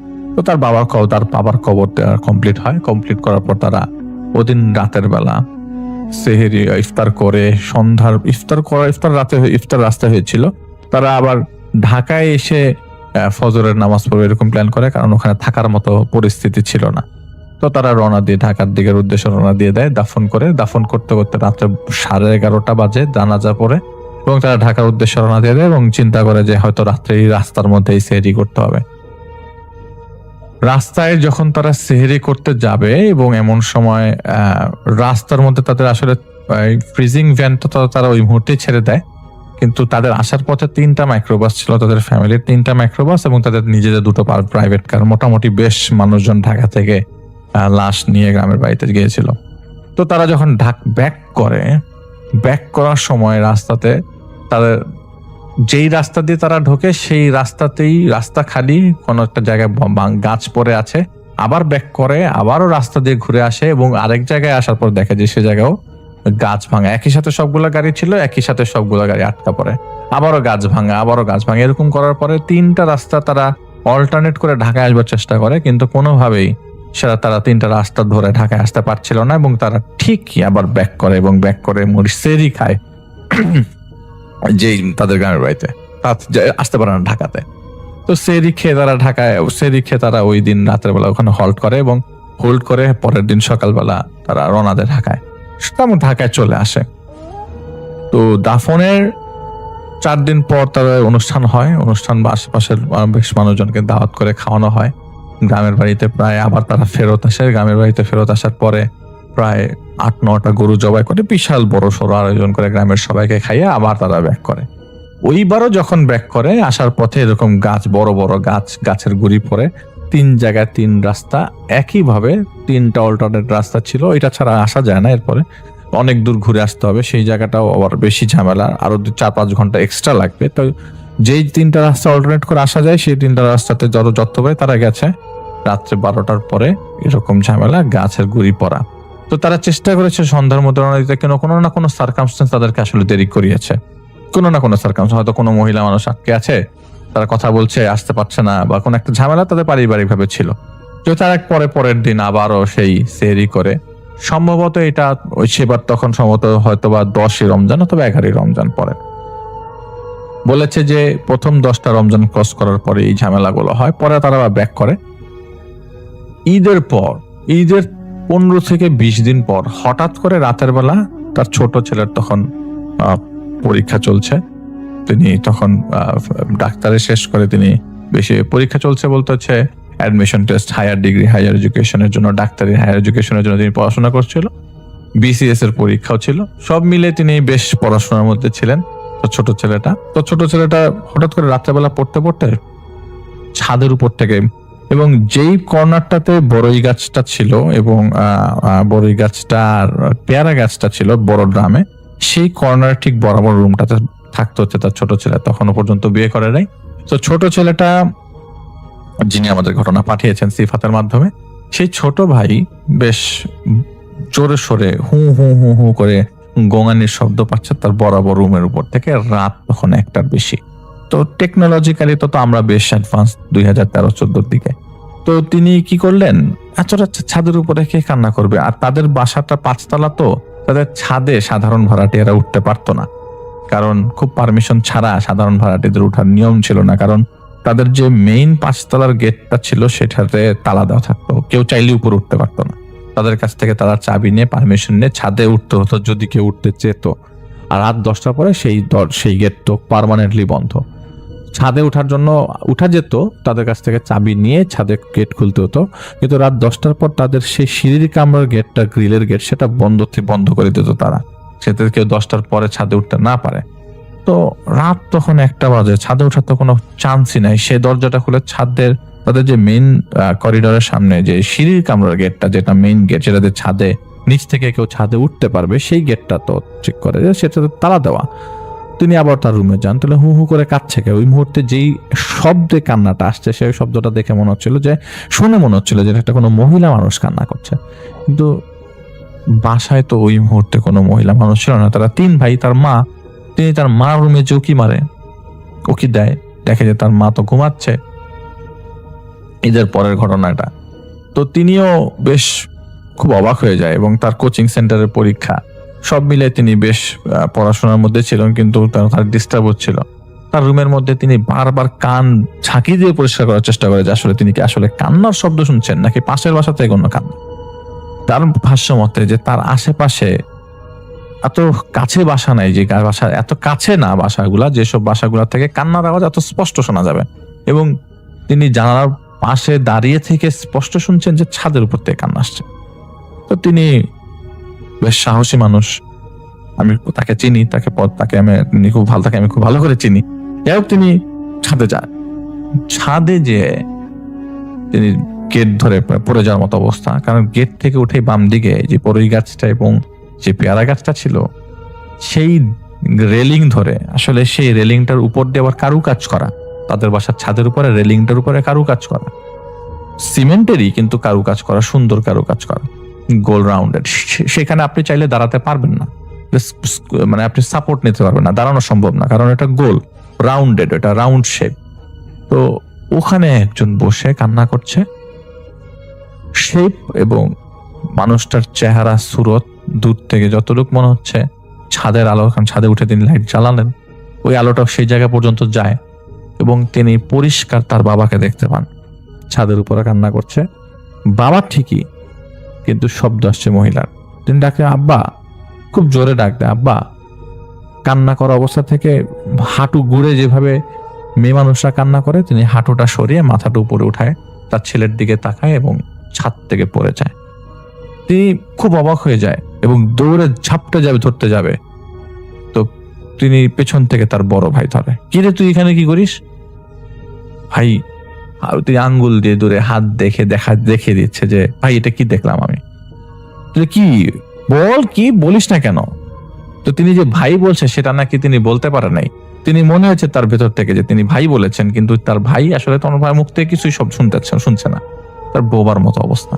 তাহলে কি বল, কথা বল, কি হয়েছে, কথা বল, কাহিনী কি? তো পরে তাকে বাসায় নিয়ে এসে মাথার মধ্যে পানি দেওয়া হয়। পানি দেওয়ার পরে তাকে বলে কি হয়েছে? তো উনি রাতের বেলা বলতে পারেন না। পরের দিন সকালবেলা নাস্তা খাওয়ার টেবিলে তিনি বলেন যে ভাই, আমি রাতের বেলা কিন্তু ছাদের উপর আব্বাকে কান্না করতে দেখছি। বলে যে আব্বাকে কান্না করতে দেখছিস মানে? হ্যাঁ, আমি আব্বাকে কান্না করতে দেখছি উপরে। বলে কি আবোল তাবোল বলতেছিস? আব্বাকে কান্না করতে দেখছিস, সেটা আবার কি ধরনের কথা? বলে হ্যাঁ ভাই, আব্বাকে কান্না করতে দেখছি। তো তার বড় ভাইয়ের তখন বউ উঠায় নিয়ে আসা হয়নি। ওই মুহূর্তে তার বাসায় একজন বুয়া ছিল, কিন্তু ওই বুয়াটা ওই মুহূর্তে তাদের বাসায় ছিল না। যখন তার বাবা এরকম, তিনি চিন্তা করছে যে উপরে ছাদে কান্না করছে কে, এবং তাদের 3 ভাই ছিল, তার মা ছিল। যাই হোক, ঠিক পরবর্তী দিন তিনি আবারও যখন পড়তে বসে রাত্রে 12টার পর, তিনি আবারও ঠিক হু হু করে কান্নার শব্দ পাচ্ছে ছাদের থেকে। তবে বোঝা যাচ্ছে যে এবার ছাদের এই পাশ থেকে না, ছাদের মাঝখান থেকে কান্নার শব্দ আসছে। তিনি আবারও ছাদে যান, দেখেন যে রেলিং ধরে ঠিক একইভাবে এক পাশ থেকে আরেক পাশ তার বাবা হাঁটছে, এবং সাদা পাঞ্জাবি পরা তার বাবা হাঁটছে এবং এক পাশ থেকে আরেক পাশ হেঁটে যাচ্ছে। তিনি তার আব্বাকে ডাক দেয়, আব্বা, খুব জোরে জোরে, আব্বা, ও আব্বা। কিন্তু তার বাবা কোনোভাবেই তার দিকে তাকায় না। আবারও ঠিক একইভাবে একটা সার্টেন টাইমে 5-10 মিনিট দেখার পর তিনি হাওয়া হয়ে যান। হাওয়াটা এমন হয় ঝাঁপ দিয়ে ছাদের থেকে পড়ে যান নিচে, কিন্তু কোনো ধরনের শব্দ নাই, কিছু নাই। তিনি খুব অবাক হয়ে যায় এবং তার বাসার সবাইকে বলে যে আমি আব্বাকে দেখেছি আবারও। তো সবাই মনে করে যে হয়তো ওর কোনো সমস্যা, হয়তো বাবাকেও বেশি মিস করছে, অথবা তার মধ্যে বেশি ঢুকে গেছে জিনিসটা, যার কারণে বেশি মিস করতে করতে তার মধ্যে এরকম হ্যালুসিনেশন ভাবটা চলে আসছে।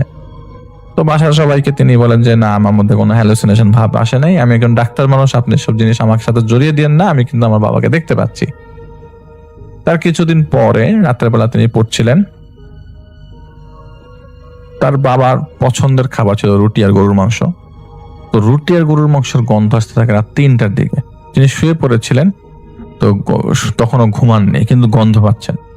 তিনি ড্রয়িং রুমে যান, ড্রয়িং রুমে যেয়ে দেখেন যে তার বাবা টেবিলে খাচ্ছে এবং ড্রয়িং রুমে কোনো লাইট জ্বলছে না, শুধুমাত্র ফ্রিজের লাইট জ্বলছে। ফ্রিজের দরজা খোলা, ফ্রিজের লাইট জ্বলছে, তার বাবাকে পরিষ্কার ফ্রিজের লাইটের আলোতে দেখা যাচ্ছে তার বাবা ডাইনিং টেবিলে বসে খাচ্ছেন। সে খুব অবাক হয়ে যায়, ঘটনা কি, আমার বাবাকে এরকম করে দেখতে পাচ্ছি কেন? ফ্রিজের ভিতর থেকে আসছে পুরা মাংসের, একদম গলা মাংসের একদম পানি বেরিয়ে বেরিয়ে পড়ছে ফ্রিজের চারিপাশে। ফ্রিজটা ছিল ড্রয়িং রুমের সাথে, ডাইনিং স্পেসের সাথে লাগানো। তো সেই পানি পুরো ভরে গেছে, ঠান্ডা পানি, পিছলে তিনি পড়ে যান সেই পানির মধ্যে। সবাইকে চিৎকার করে ডাক দেয়। সবাই মনে করে যে আসলে ফ্রিজের লাইনটা, মেইন লাইনটা ওই বন্ধ করেছে। কারণ সবাই আসার পর দেখে ফ্রিজের মেইন লাইনটা বন্ধ এবং ফ্রিজ থেকে যত সব জিনিসপত্র ছিল, মাংস টাংস রাখা ছিল, সব গলে বের হয়ে যাচ্ছে, গলে পানি বের হয়ে পড়তেছে টপ টপ করে। কিন্তু এটা কখনো সম্ভব না, কারণ এত তাড়াতাড়ি ফ্রিজের পানি গলবে না। রাত্রেবেলা ঠিক এই জায়গাতেই বসে সবাই ভাত খেয়েছে, তো এত তাড়াতাড়ি ফ্রিজের পানি গলা সম্ভব না, ফ্রিজের জিনিসপত্র গলা সম্ভব না। মাত্র রাত্রে যদি 10টার দিকে সবাই খেয়ে থাকে আর রাত্রে 3টার মধ্যে 5 ঘন্টা, এটা কখনো সম্ভব না। তো তিনি বলে যে না, আমি সত্যি সত্যি আমার আব্বাকে দেখতে পাচ্ছি, আসলে আমি জিনিসটা ভালোভাবে দেখছি না, তোমরা এখন ইফেক্টিভ ডিসিশনে যাও। এর মাঝে তার মেজো ভাই একজন হুজুরকে নিয়ে আসে। সেই হুজুর কিছু বলতে পারে না। হুজুর বলে যে বাসার মধ্যে খারাপ নজর আছে, আপনারা আমাকে না আরেকজন ভালো মানুষকে দেখান, তবে আপনাদের এই নজর কাটানোর জন্য আমি কিছু জিনিস দিয়ে যাচ্ছি। কিন্তু কোনোভাবে সম্ভব হচ্ছে না। পরে নাকি কোন জায়গা থেকে একজনকে হুজুরকে নিয়ে আসা হয়, অনেক দূর থেকে নিয়ে আসা হয়। সেই হুজুরের বয়স নাকি প্রায় 90-এর উপরে। সেই হুজুরকে সাথে আরো 2-3 জন আসে। তারা আসার পর বলে যে আপনার বাবা কিভাবে মারা গেছে একটু বলেন তো। বলে যে আমার বাবা তো ক্যান্সারের রোগী ছিল।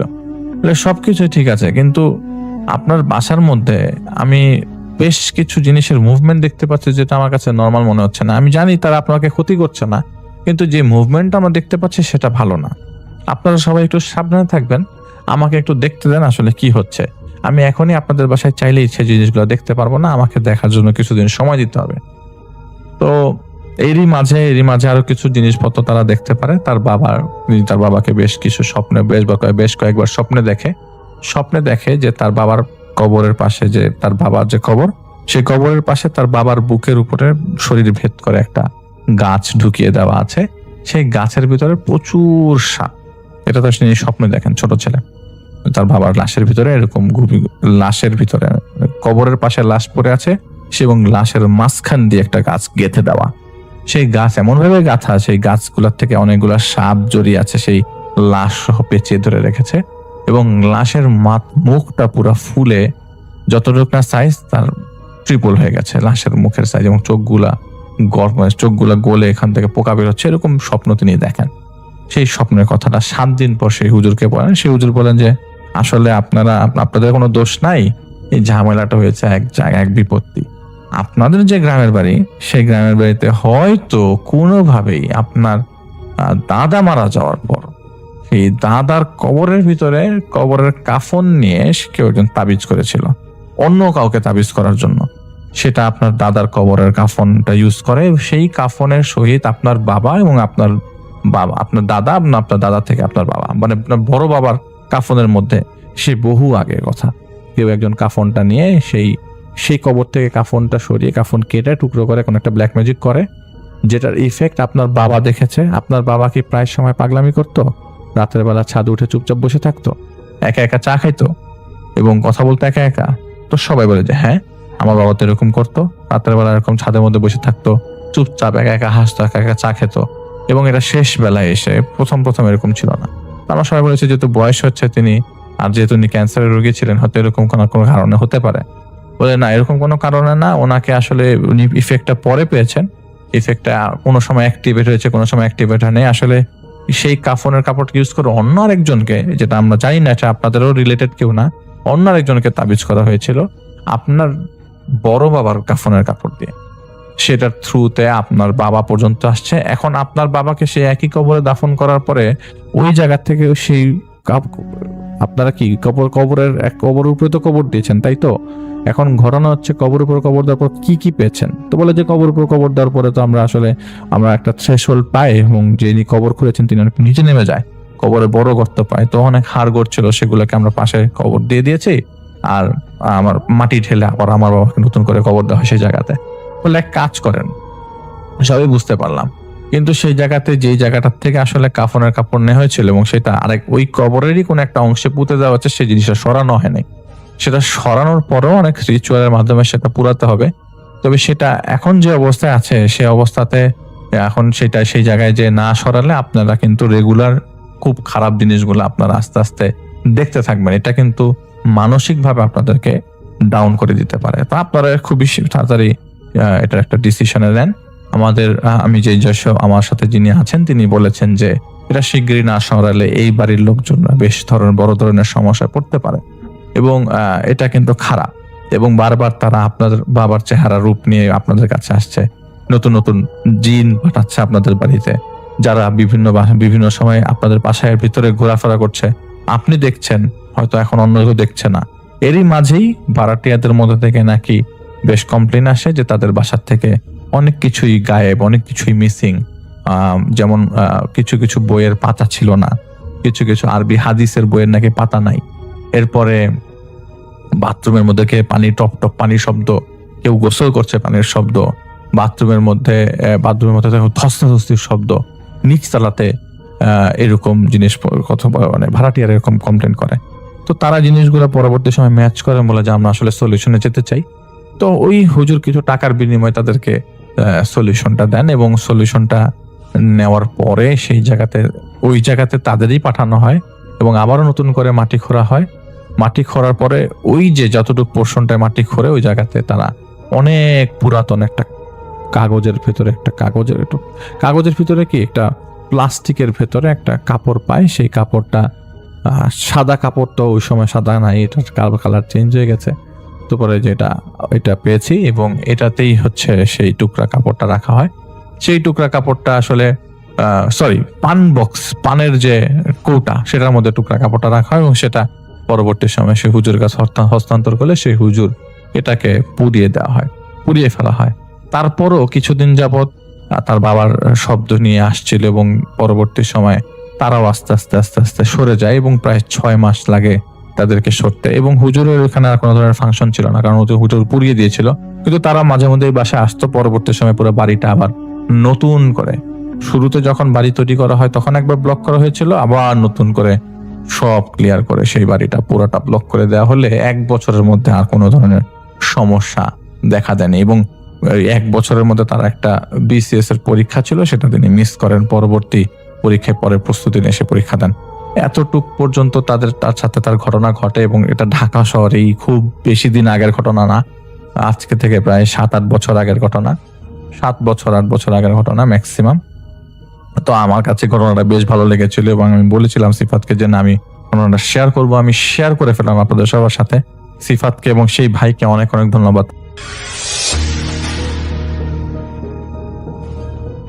3 সালের ঘটনা। তৌফিক তখন বেশ ইয়াং, কেবল পড়াশোনা শেষ করেছে, চাকরিতে জয়েন করেছে। তো বেশ ভালোই কাটছিল সময়, ব্যাচেলার মানুষ, ঘোরাফেরা। এর মাঝে তার বিয়েও হয়ে গেল। আর বিয়ে হওয়ারই ছিল আসলে, কারণ তার সাথে পূর্ব পরিচিত পাত্রী, বেশ সখ্যতা ছিল তাদের। এই চাকরিটার জন্য ওয়েট করছিল। তো চাকরি হওয়ার পর বিয়ে করলো। এখন তো জীবন অন্যরকম, বেশ ভালো সময় কাটাচ্ছে দুইজন, ঘোরাফেরা করে, ঢাকা শহরে এদিক ওদিক যায়। এবং যেহেতু পূর্ব পরিচিত, তাদের মাঝে খুব ভালো আন্ডারস্ট্যান্ডিং। মানে দেখা যেত যে ঘুরতে গিয়েছে লেকে, বেশ রাত পর্যন্ত সেখানে থেকে তারপর আসছে, গল্প গুজব করতো, লেকের পাড় দিয়ে হাঁটতো, গাছপালার মধ্যে দিয়ে হাঁটতো। তো মোটামুটি তারা বেশ এনজয় করছিল তাদের জীবনটাকে। তো যাই হোক, এরকম কয়েকদিন যাওয়ার পরই তৌফিক প্ল্যান করলো যে ঘুরতে যাওয়া দরকার, বিয়ে করেছে এখন ঘুরতে যাওয়া দরকার, যেটাকে হানিমুন বলে আর কি। তো এইটার প্ল্যানিং করা শুরু করলো দুইজনে। তো মোটামুটি বাংলাদেশের মধ্যে এদিক ওদিক কোথায় যাওয়া যায় চিন্তা করছে। তো দুইজনে চিন্তা ভাবনায় দেখলো যে কক্সবাজারই সবচেয়ে ভালো ডেস্টিনেশন হতে পারে, মানে ওখানে গেলেই সবচেয়ে ভালো হয়। তো তৌফিক বলল যে আমি আসলে চট্টগ্রামে এর আগে গিয়ে কখনো লম্বা সময় স্পেন্ড করিনি, তাহলে এক কাজ করি, আমরা আগে চট্টগ্রাম যাই, চট্টগ্রাম গিয়ে একদিন থাকি, আর আমরা যদি ট্রেনে যাই তাহলে আমাদের অবশ্যই চট্টগ্রামে যেতে হবে আগে। তো একদিন যাই চট্টগ্রামে, ওখানে গিয়ে একটু ঘুরি, আমার এক খালার বাসায় আছে, সেখানেও যাব, সেখানে গিয়ে ঘোরাফেরা করে তারপরে পরদিন আমরা কক্সবাজার চলে যাব। তো তৌফিকের ওয়াইফ রাজি হয়ে গেল। তো দুইজনে সেইভাবেই চিন্তা ভাবনা করলো, ছুটি নিল, দুজনেই চাকরি করতো, দুজনেই চাকরি পেয়েছিল। তো চাকরি থেকে অফ নিয়ে তারা একদিন এরকম রওনা দিল রাতের ট্রেনে। তো রাতের ট্রেনে যাবে, বাসা থেকে গোছগাছ করে দুজন বেরিয়েছে, ট্রেন স্টেশনে গেছে, সেখানে গিয়ে দেখছে যে ট্রেন আসতে বেশ খানিকক্ষণ বাকি। প্ল্যাটফর্মের মধ্যে হাঁটাহাঁটি করছে, হাঁটাহাঁটি করতে করতে একসময় ট্রেন আসলো, তারা উঠে গেল ট্রেনে। চলছে ট্রেন, রাত এবং গভীর রাতের ট্রেন, বেশ সুন্দর একটা পরিবেশ।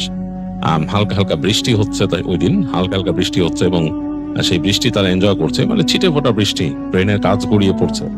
আবার জানলা সরিয়ে দিলে দেখা যাচ্ছে বাইরে ব্রিজ ক্রস করছে, তখন নিচে নদী দেখা যাচ্ছে, খুব সুন্দর একটা এনভায়রনমেন্ট। যাই হোক, এরকম করতে করতে এক সময় তারা চলে আসলো চট্টগ্রাম সকালবেলা এবং নেমে গেল চিটাগাঙে। তো চট্টগ্রামে নেমে তারা গেল তৌফিক তার খালার বাসায়, ওখানে গিয়ে দেখা করলো। তার খালারা তখন তাকে থাকতে রিকোয়েস্ট করলো তাদের বাসায়, বললো আজকে তোরা এখান থেকে যা। কিন্তু তৌফিক কিন্তু ওখানে নেমেই একটা হোটেল বুক করেছিল, মানে সে চাচ্ছে না যে মানে সময়টা আত্মীয় স্বজনের সাথে জড়ায় যেতে, সে আসছে এখানে হানিমুনে, সেরকম ভাবেই চিন্তা ভাবনা করলো। তো খালার বাসায় বললো যে না খালা, আমি হোটেল বুক করছি, আমি রাতের বেলা ওখানে থাকবো, এরকম বলে খালাদের বললো আমরা আসি, সারাদিন আসি, রাত্রে বেলা যাবো এখান থেকে। তো মোটামুটি খালার বাসায় তারা কাটালো, বেশ রাত পর্যন্ত কাটালো, প্রায় 9:30 পর্যন্ত ওখানে ছিল। তো তারপর বিদায় নেবার পালাম, তৌফিক সবার কাছ থেকে বিদায় নিয়ে বেরোচ্ছে। তো তার কাজিন তাকে বললো যে তোমাকে এগিয়ে দিই সামনে।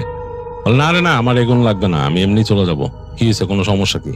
বলে না তুমি তো এখানে থাকো নাই আগে, রাস্তাঘাট কেমন না, নীরব নিথর। বলে আরে ধুর, এখান থেকে বের হয়ে যায় দেখি কোথাও সামনে একটা সিএনজি টিএনজি পেলে নিয়ে নিবো, অথবা রিক্সা পেলে এখান থেকে নিয়ে সামনে চলে যাবো, এখান থেকে তো দেখছি টেম্পো চলে। তো বলে যে পারবা তুমি? বলে যে হ্যাঁ পারবো।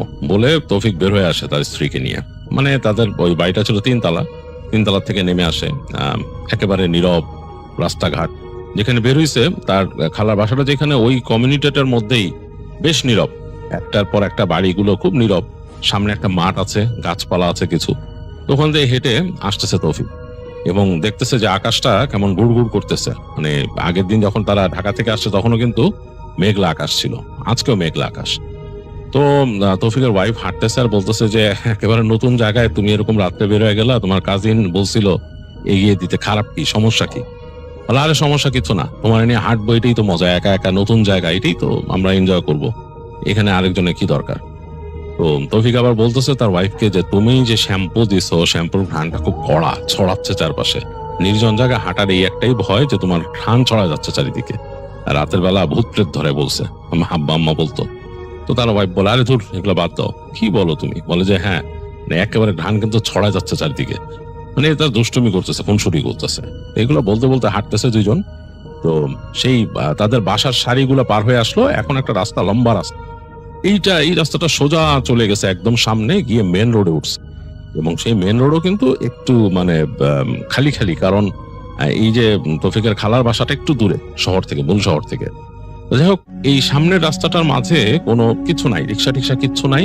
দেখতেছে ওই পাশে দোকান ছিল, বন্ধ করে দিচ্ছে, মানে লাস্ট ঝাপের একটুখানি নামাই দিছে, মানে একটুখানি মানে খুলে রাখছে, এখন নামাই দিবে এই পাশে। তো তৌফিক বুঝলো যে ওই দোকান বন্ধ থাকলে পুরো জায়গাটা নির্জন হয়ে যাবে, এখানে আর কোনো কেউ নাই। যাই হোক, কি করা আছে, এই রাস্তা ধরে হাঁটতে হবে, গাড়ি ঘোড়া কিচ্ছু নাই। হেঁটে যাচ্ছে সামনে, ডান দিকে এরকম গলি চলে গেছে, সেখানেও অনেক বাড়ি ঘর, আবার একটা খোলা মাঠ, বিশাল মাঠ, কেউ নাই। বাতাস বেশ ছুটতেছে, বেশ দামাল বাতাস চারিপাশে, বৈশাখের আগের দিকে, মানে এখনকার মতো সিজন। বাতাস এদিক ওদিক মানে দামাল দাপটায় বেড়াচ্ছে আর কি, এদিক দিয়ে যে গাছপালা, ওখানে ছোটখাটো পাতাগুলাকে একদম বসাই দিতেছে, বেশ বাতাস। তো তৌফিক তার ওয়াইফকে বললো যে তোমার চুল খোলা, চুলটা তুমি বেঁধে নাও, তোমার সত্যি কিন্তু শ্যাম্পুর গন্ধ খুব ছড়াচ্ছে, খুব স্ট্রং ফ্রেগনেন্স ফলা একটা শ্যাম্পু ইউজ করছিল তৌফিকের ওয়াইফ, এবং সেই ঘ্রাণটা ছড়াচ্ছিল আসলে। তো তৌফিক মানে এই নিয়ে 2-3 বার বললো। তো তার ওয়াইফ কি করলো, বলে দাঁড়াও একটু, দাঁড়াতে বলে সে তাড়াতাড়ি তার চুলটাকে পেঁচায় বেঁধে একটা পাঁচ ক্লিপ দিয়ে আটকায় দিল এবং আঁচলটা টেনে নিল, নিয়ে বললো এবার চলো। তো দুজন হাঁটতেছে, বাতাস কিন্তু মানে বেশ দাপাদাপি করতেছে আশেপাশে, ওই ছোটখাটো গাছপালা একদম মানে শোয়ায় ফেলতেছে, এরকম একটা অবস্থা। এবং পাশেই হচ্ছে গলি, ওই পাশের অনেকগুলা এরকম বাড়ি ওদিকে ঢুকে গেছে, ওখানে দেখা যাচ্ছে। আবার তার পাশে একটা বড় মাঠ, এই মাঠটা অনেক দূর পর্যন্ত গেছে এবং দূরে গাছপালার সারি দেখা যাচ্ছে অনেক দূরে, ওই গাছপালার সারির পাশ দিয়ে মেন রোডটা গেছে। আর মাঝে মাঝে ওই রাস্তা দিয়ে দেখা যাচ্ছে ছোট্ট কোনো হয়তো স্কুটার যাচ্ছে বা টেম্পো যাচ্ছে, এরকম দূর থেকে দেখা যাচ্ছে। আবার মাঝে মাঝে মিনি বাস বা বড় বাসও দেখা যাচ্ছে রাস্তা দিয়ে পাস করতেছে। তো তৌফিক হাঁটতে হাঁটতে এটা দেখতেছে দূরের রাস্তায় এরকম দেখতেছে। এর মাঝে হঠাৎ করে চারদিক অন্ধকার করে ইলেকট্রিসিটি চলে গেল। মানে ওখানে কিন্তু এই নিয়ন আলোর কিছু ল্যাম্পপোস্ট ছিল দূরে দূরে, এবং সেই আলোগুলাই রাস্তাটাকে কেমন জানি আলোকিত অন্ধকার এরকম একটা অবস্থা তৈরি করছিল। কিন্তু এইবার পুরোপুরি অন্ধকার হয়ে গেল চারিদিক, এবং বাতাস কিন্তু চলতেছে। তো তৌফিক ভাবলো হয়তো ঝড় বৃষ্টি আসতেছে, এই কারণে ইলেকট্রিসিটি বন্ধ হয়ে গেছে। এর মাঝে সে এক্সপেক্ট করতেছিল যে হঠাৎ করে যদি তার কাজিন চলে আসতো যে ভাইয়া তুমি কি ঝড়ে পড়ছো, তার কাছে একটা ভালো লাগতো। এখন জানি কেমন জানি অস্বস্তি লাগতেছে, কারণ রাস্তায় কিচ্ছু নাই, পুরো রাস্তাটা ফাঁকা, এবং সে আর তার ওয়াইফ হাঁটতেছে, এবং এই মানে এর মাঝে বাতাস বেশ দামাল ভাবে চলতেছে। মানে যে কোনো সময় হয়তো বৃষ্টি নামবে। আকাশে কিন্তু মেঘের ঘন ঘটা, চাঁদটা ঢেকে গেছে মেঘে, এরকম একটা অবস্থা। তো তৌফিকের একটু অস্বস্তি লাগতেছে, মানে ওয়াইফ নিয়ে এসে, এবং অপরিচিত শহর, এখানে তো কাউকে চিনে না। এটাও মানে অন্য শহরে আসলে কিন্তু এরকম মনে হয় যে এখানে আমার পরিচিত কেউ নাই, এরকম মনে হয়। যেমন যে শহরে থাকে সেই শহরে কিন্তু মনে হয় যেখানেই যাক সে শহরে মনে হয় যে ভাই আমি বলতে পারি যে আমি অমুক জায়গায় থাকি বা ইত্যাদি, বাট এখানে কিন্তু তার কাছে অন্যরকম লাগতেছে। যাই হোক, এবং একবার সে মনে মনে চিন্তাও করতেছিল যে আমি ফিরে যাবো নাকি খালার বাসায়। তো এগুলো ভাবতে ভাবতেই যাচ্ছে, তো তার ওয়াইফ বলতেছে তুমি এত কি টেনশন করতেছো? বলছে যে না, টেনশন লাগতেছে, হঠাৎ করে এরকম ঝড় বৃষ্টিতে পড়ে যেতেছি, তো বাতাস যেভাবে আসতেছে মনে হয় বৃষ্টিও আসতে পারে। তার ওয়াইফ বলে পা চালাও, তাড়াতাড়ি চলো। তো তারা হাঁটতেছে অন্ধকারের মধ্যে, আকাশের আলো যতটুকু আছে দেখা যাচ্ছে রাস্তা, এবং এখন দূরের ওই রাস্তা দিয়ে কিছু গেলে দেখা যাচ্ছে। তো যাই হোক, দুজনে কোনো মতে চলতে চলতে এর মাঝে হালকা হালকা ঝিরিঝিরি বৃষ্টি নামা শুরু করলো, মানে একদম ফিনফিনে বৃষ্টির কণা। তো এরকম এসে লাগতেছে ঝাপটার মতো ঠান্ডা ঠান্ডা। তো তারা একসময় চলে আসলো মেইন রাস্তার উপরে, এসে দাঁড়ায় আছে, দেখতেছে রাস্তার দুই পাশ ফাঁকা, এবং তখন তারা যখন পৌঁছেছে তখন কিচ্ছু যাচ্ছে না। এর মাঝে অনেকক্ষণ পর তারা দাঁড়ায় আছে ওইখানে, বাতাস দাপাদাপি করতেছে। একবার চিন্তা করছিল হাঁটা দিবে কিনা, তৌফিক চিন্তা করছিলাম ওদিক চলে যাবো নাকি, থাকবো নাকি, তার ওয়াইফ মানা করলো। এর মাঝে দেখলো যে একটা টেম্পো আসতেছে, তা হাত দেখালো তৌফিক এরকম করে। তো টেম্পোটা এসে থামলো, তো টেম্পোতে উঠলো তারা দুইজন। দেখলো যে তারা দুইজনই, ওই টেম্পোতে আর কোনো যাত্রী নাই। যারা চালাচ্ছে, মানে যেই যারা ড্রাইভার আর কি চালাচ্ছে, তার মানে ড্রাইভারের সাথে হেল্পার, তারা দুইজনই। তো তৌফিক চিন্তা করলো যে এটা কেমন হলো, অপরিচিত শহর, আর এখানে দুইজন উঠছি, আবার অনেক রকম তো কথা শোনা যায়, হ্যাঁ, অপরাধের ব্যাপার স্যাপার শোনা যায়, একটু ভয় পাচ্ছে সে। এর মাঝে বসার কিছুক্ষণের মধ্যে মানে টেম্পোটা চলা শুরু করছে, এই সময় ঝুম বৃষ্টি হঠাৎ করে নামলো, মানে একেবারে প্রচন্ড জোরে, মানে তুমুল বর্ষণ, কঠিন অবস্থা। টেম্পোর যে হেল্পার সে বলতেছে যে স্যার ইটা খুলে দেন, ওই যেখানে তারপলিন আছে এটা খুলে দেন, নাহলে ভিজা যাবেন। তো তৌফিকরা ওই ইটা খুলে ফেললো, তারপলিন যেটা ছিল পাশে ওইটা খুলে দিল, খুলে তাড়াতাড়ি নিজেরাই সে আর তার ওয়াইফ মিলে বাঁধলো এই পাশে, ওই পাশেরটাও খুলে বাঁধলো। তুমুল বৃষ্টি দুই পাশে বাড়ি খাচ্ছে এসে, এবং মানে বলার মতো না, এবং অন্ধকার রাস্তা, মানে ইলেকট্রিসিটি চলে গেছে, এরকম একটা অবস্থা। তো এরকম ভাবে এক সময় যে ঠিক যেই মানে যেখানে তাদের ডেস্টিনেশন, সেখানে আগে যে একটা মোড় আছে, মোড়ের ওখানে টেম্পোটা থামলো, তখন বৃষ্টি হালকা কমছে। এখন নেমে তো যেতে হবে, তো কিছু করার নাই, টেম্পো তো এরপর যাবে না। তো ওইখানে কিছুক্ষণ বসে থেকে টেম্পোটাও রাখলো। তো তারা টেম্পোর যে হেল্পার বললো স্যার তাইলে কিছুক্ষণ বসতে পারেন, বৃষ্টি থামা বন্ধ। তো কিছুক্ষণ বসে দুইজনে নামলো পরে টেম্পোর থেকে, এর মধ্যে ভাড়া টাড়া দিয়ে দিছে। তো নেমে চিন্তা হচ্ছে কই যাবে, কিচ্ছু নাই, মানে একদম দেখা যাচ্ছে রাস্তাঘাট ফাঁকা হয়ে গেছে, এবং পানি, রাস্তার মধ্যে পানি সামনের দিকে একদম, মানে বেশ বেশ পানি জমছে ওদিকে। তো দেখলো যে একটা রিক্সা আসতেছে, রিক্সাটাকে হাত দিয়ে ডাকলো, ডেকে বললো যে এরকম এরকম অমুক জায়গায়, যেখানে হোটেল ঠিক করছে ওই জায়গায়। রিক্সাওয়ালা শুনলো, শুনে বেশি ভাড়া চাইলো, বললো যে ভাই যাবো, কোনো অসুবিধা নেই। তো রিক্সাতে উঠে বসলো দুজন। উঠে বসে রিক্সা যাচ্ছে তাদেরকে নিয়ে, দেখতেছে পানি হয়ে গেছে তাদের রিক্সার যে মানে পা দানি সেই পর্যন্ত প্রায় পানি এখান দিয়ে। চলতে চলতে চলতে চলতে এক রাস্তায় নিয়ে আসলো, সেই রাস্তা দিয়ে যাচ্ছে। তো রাস্তার দুই পাশে দেখতেছে বৃষ্টিতে একদম ভিজে অন্যরকম অবস্থা, এবং আশেপাশে যে বাড়ি ঘরগুলা সেগুলো একদম নীরব হয়ে গেছে এই বৃষ্টিতে, এরকম কেমন একটা অবস্থা, ইলেকট্রিসিটি নাই এখানেও, এবং রিক্সাটা চলতেছে। তো তৌফিকের স্ত্রী তাকে ধরে বসছে, সেও একটু ভয় পাইতেছে, সে বেশ সাহসী মেয়ে কিন্তু ভয় পাচ্ছে। তৌফিক বলে কি ব্যাপার, তুমি ভয় পাইতেছো? বলে না, কেমন জানি লাগতেছে এরকম। তো যাই হোক, চলতে চলতে তারা আসলো যেখানে তাদের যে হোটেল, সেই হোটেলের সামনে আসলো, রিক্সা থেকে নামলো, রিক্সাওয়ালাকে যথারীতি ভাড়া দিল, এক্সট্রা ভাড়া দিয়ে রিক্সা বিদায় দিয়ে দিল। হোটেলের ভিতরে জেনারেটর চলতেছে, শব্দ পাচ্ছে, কিন্তু কেন জানি তাদের ওখানে দাঁড়ায় থাকতে বেশ ভালো লাগতেছে। গেটের সামনে এমনকি ওই যে দারোয়ানের কাছেও তারা যায় নাই, ওখানে দাঁড়ায় বলতেছে চলো আমরা একটু সামনে হাঁটি। ওই জায়গাটা আবার পানি নাই, ওই জায়গাটা একটু শুকনা। তো যাই হোক, দুজনে মিলে হাঁটতে হাঁটতে, মানে বৃষ্টি থেমে গেছে তো কেমন যেন লাগতেছে, তো হাঁটতে হাঁটতে সামনে গেল তৌফিক আর তার ওয়াইফ। তো যে দেখতেছে যে বাঁ দিকে একটা পুকুর, একটা বড় পুকুর, পুকুরের পাড়ে অনেকগুলো গাছ একদম নুয়ে পড়ছে পুকুরের উপরে, পাশের গাছগুলা। আর পানিটা জানি কেমন টলমল টলমল করতেছে, একটু আগে বৃষ্টি হয়েছে, বোঝা যাচ্ছে টলটল করতেছে। এবং মেঘটা একটু সরে গিয়ে হালকা চাঁদের আলো পড়ছে এখানে। তো তার ওয়াইফ বলতেছে যে খুব সুন্দর লাগতেছে না পানি? বলে হ্যাঁ। তো তৌফিক আস্তে করে নিচু হয়ে দেখতেছে সামনে কতগুলো ইট রাখা এরকম। তো সে বললো, তোমার একটা জিনিস দেখাই, দেখো তুমি এটা পারো? বলে সে ওই ইটের ওখান থেকে একটা চ্যাপ্টা টাইপের ইট নিছে, অনেকটা চারার মতো আর কি। তো সে ভিজা ভিজা। তো তার ওয়াইফরা বলতেছে, দেখো আমি চারা খেলি। বলে সে এরকম করে কাট করে পানিতে মারলো পুকুরের এখানে। তো মানে স্বাভাবিকভাবেই যেটা পুকুরে হয়, পানিতে সুইং করে করে ওইটা চলে গেল সামনে চারাটা। তার ওয়াইফ বললো যে এগুলো আমারই শেখাও, তারা আমিও পারি। তো বলে সেও চারা মারলো। তো তার ওয়াইফের চারাটা যখন মারছে, তখন যেখানে পানিতে পড়লো চারাটা, তারপর পানিটা যখন নাকি ওইটা সুইং করে একবার উঠে আবার গেল, সেই সময় মনে হলো পানির মধ্যে একটা নড়াচড়া। মনে হলো মানে বেশ মানে ভারী কেউ যদি সাঁতার কাটে, মানে ভেসে উঠে আবার ডুব দেয় যেরকম, সেরকম। বাট একটা মানুষের মতো সাইজ যদি করে সেরকম একটা নাড়াচড়া এখানে ভুস করে উঠে ভুস করে এরকম করে গেল। তো তৌফিক বলে, আরে কি ব্যাপার, কি ব্যাপার, মানুষ নাকি, সাঁতার কাটে নাকি, এরকম বলতেছে। তার ওয়াইফ বললো, না না কি ব্যাপার, সে ভয় পেয়ে গেছে কাইন্ড অফ, মনে হচ্ছে তারে কেউ কিছু বলবে নাকি। তাকায় দেখতেছে পানির মধ্যে মনে হলো কেউ সাঁতরায় যাচ্ছে। সাঁতরানোটা অনেকটা কারো হাত বেঁধে দিলে যদি কেউ সাঁতরায়, মানে মাথা দিয়ে এরকম করে উঠে আবার ডুবে আবার সাঁতরায়, এরকম করে। এরকম করতে করতে এক পাড়ে গিয়ে ওটা থামলো। মনে হলো কেউ একজন থামলো, এবং ওই পাড়টার মধ্যে যেখানে সে থামছে সেই জায়গাটা বেশ অন্ধকার, ঝোপালো। এখান থেকে তৌফিক আর তার ওয়াইফ দেখতেছে।